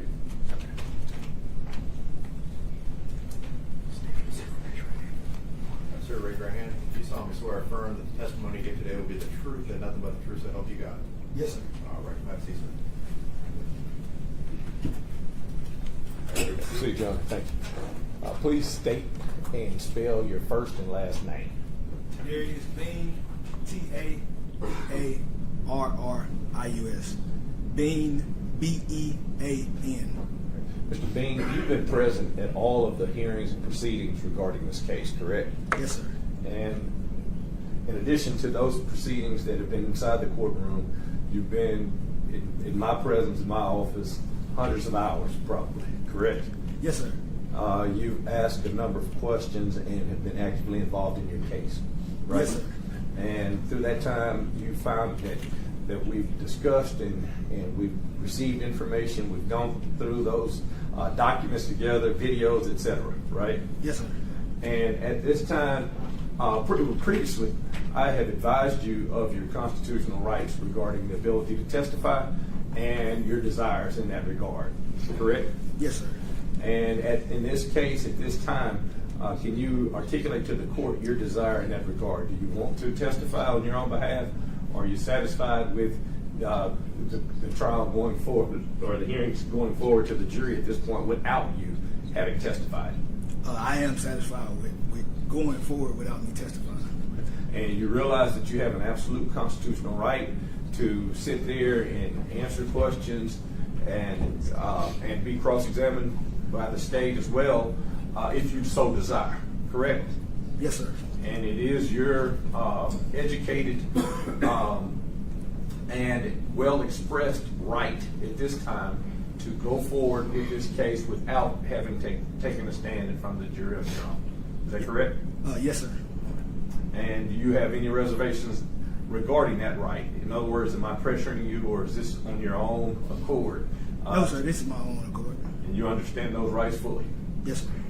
Do you have any sort of desire at this point for me to ask any questions to the judge to be explained to you regarding that right? No, sir. Sir, do you have any questions for the court about your right to testify or the right not to testify? No, sir. All right, sir. If that, as we go ahead and conclude proof, if that decision changes, sir, you need to make sure you let your attorney know before we close today. Yes, sir. I got you. Thanks, sir. All right, Mr. Stengel, you want to bear on? Call Tadarrius. I call Demetrius Haley. So do you solemnly swear or affirm that the testimony you give today will be the truth and nothing but the truth to help you God? Yes, sir. All right, have a seat, sir. All right, good seat. Thank you, Your Honor. Would you state and spell your first and last name for the record, please? Yes, sir. Demetrius Haley, Demetrius, last name Haley, Haley. And Mr. Haley, how long have I been representing you with regard to the January 7th, 2023 arrest of Tyre Nichols? Since 2023, January 7, 8. Since the beginning. For a couple of years from the very beginning, correct. And Mr. Leffler's been involved for a substantial portion of that, correct? Yes, sir. And have you been present for the entire trial here in state court? Yes, sir. Past 10 days, yes, sir. Including the portion of it in East Tennessee, correct? Yes, sir.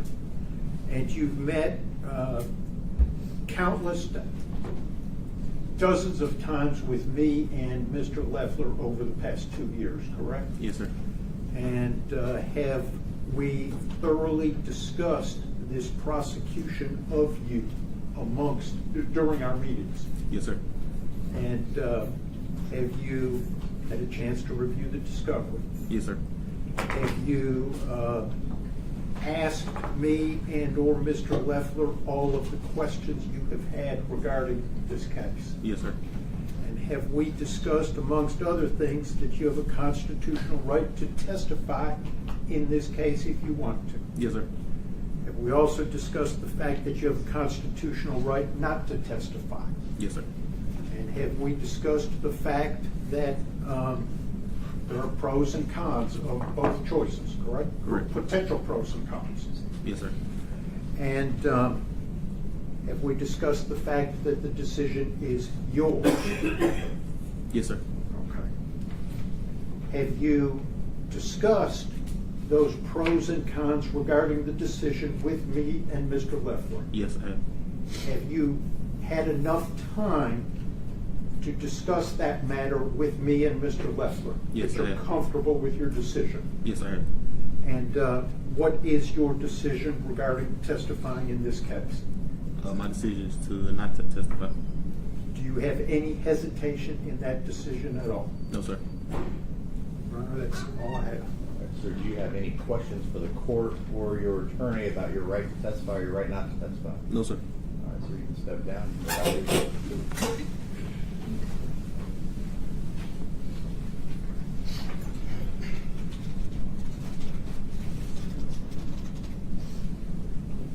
Come this way, John. Mr. Justin Smith, Your Honor. Sir, raise your right hand. Sir, do you solemnly swear or affirm that the testimony you give today will be the truth and nothing but the truth, so help you God? Yes, sir. All right, have a seat, sir.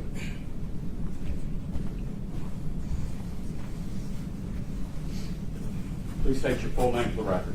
His name is Justin Smith. Spelled Justin, last name Smith.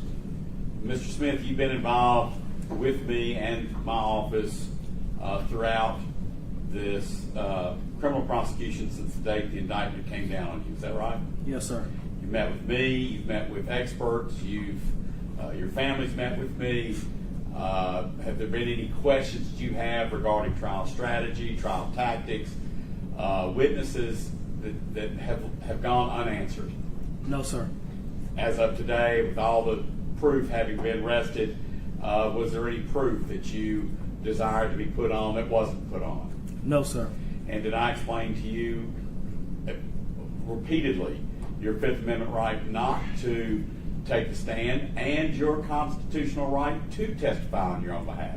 Have I gone through that with you a number of times? Yes, sir. And has the decision always been yours? Yes, sir. Did you consult with your family, pray about it, etc.? Yes, sir.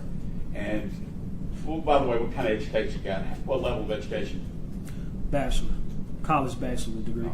Now, based upon all that, your involvement with me, the witnesses, the experts, and having gone through all of the proceedings with me, do you wish to testify in your own defense in this case? No, I do not. And do you have any questions that the court may be able to answer for you or shed any light on this? Not at this time. Yeah, that's all I have. All right, now, Mr. Smith, sir, you said not at this time. Sir, once we step down from that stand, that time is going to be over. So I just want to make sure, do you have any questions about your right to testify or right not to testify? I apologize. No, sir, I don't. I do not. All right, so you can step down and go back to your seat. Thank you, Your Honor. All right. All right.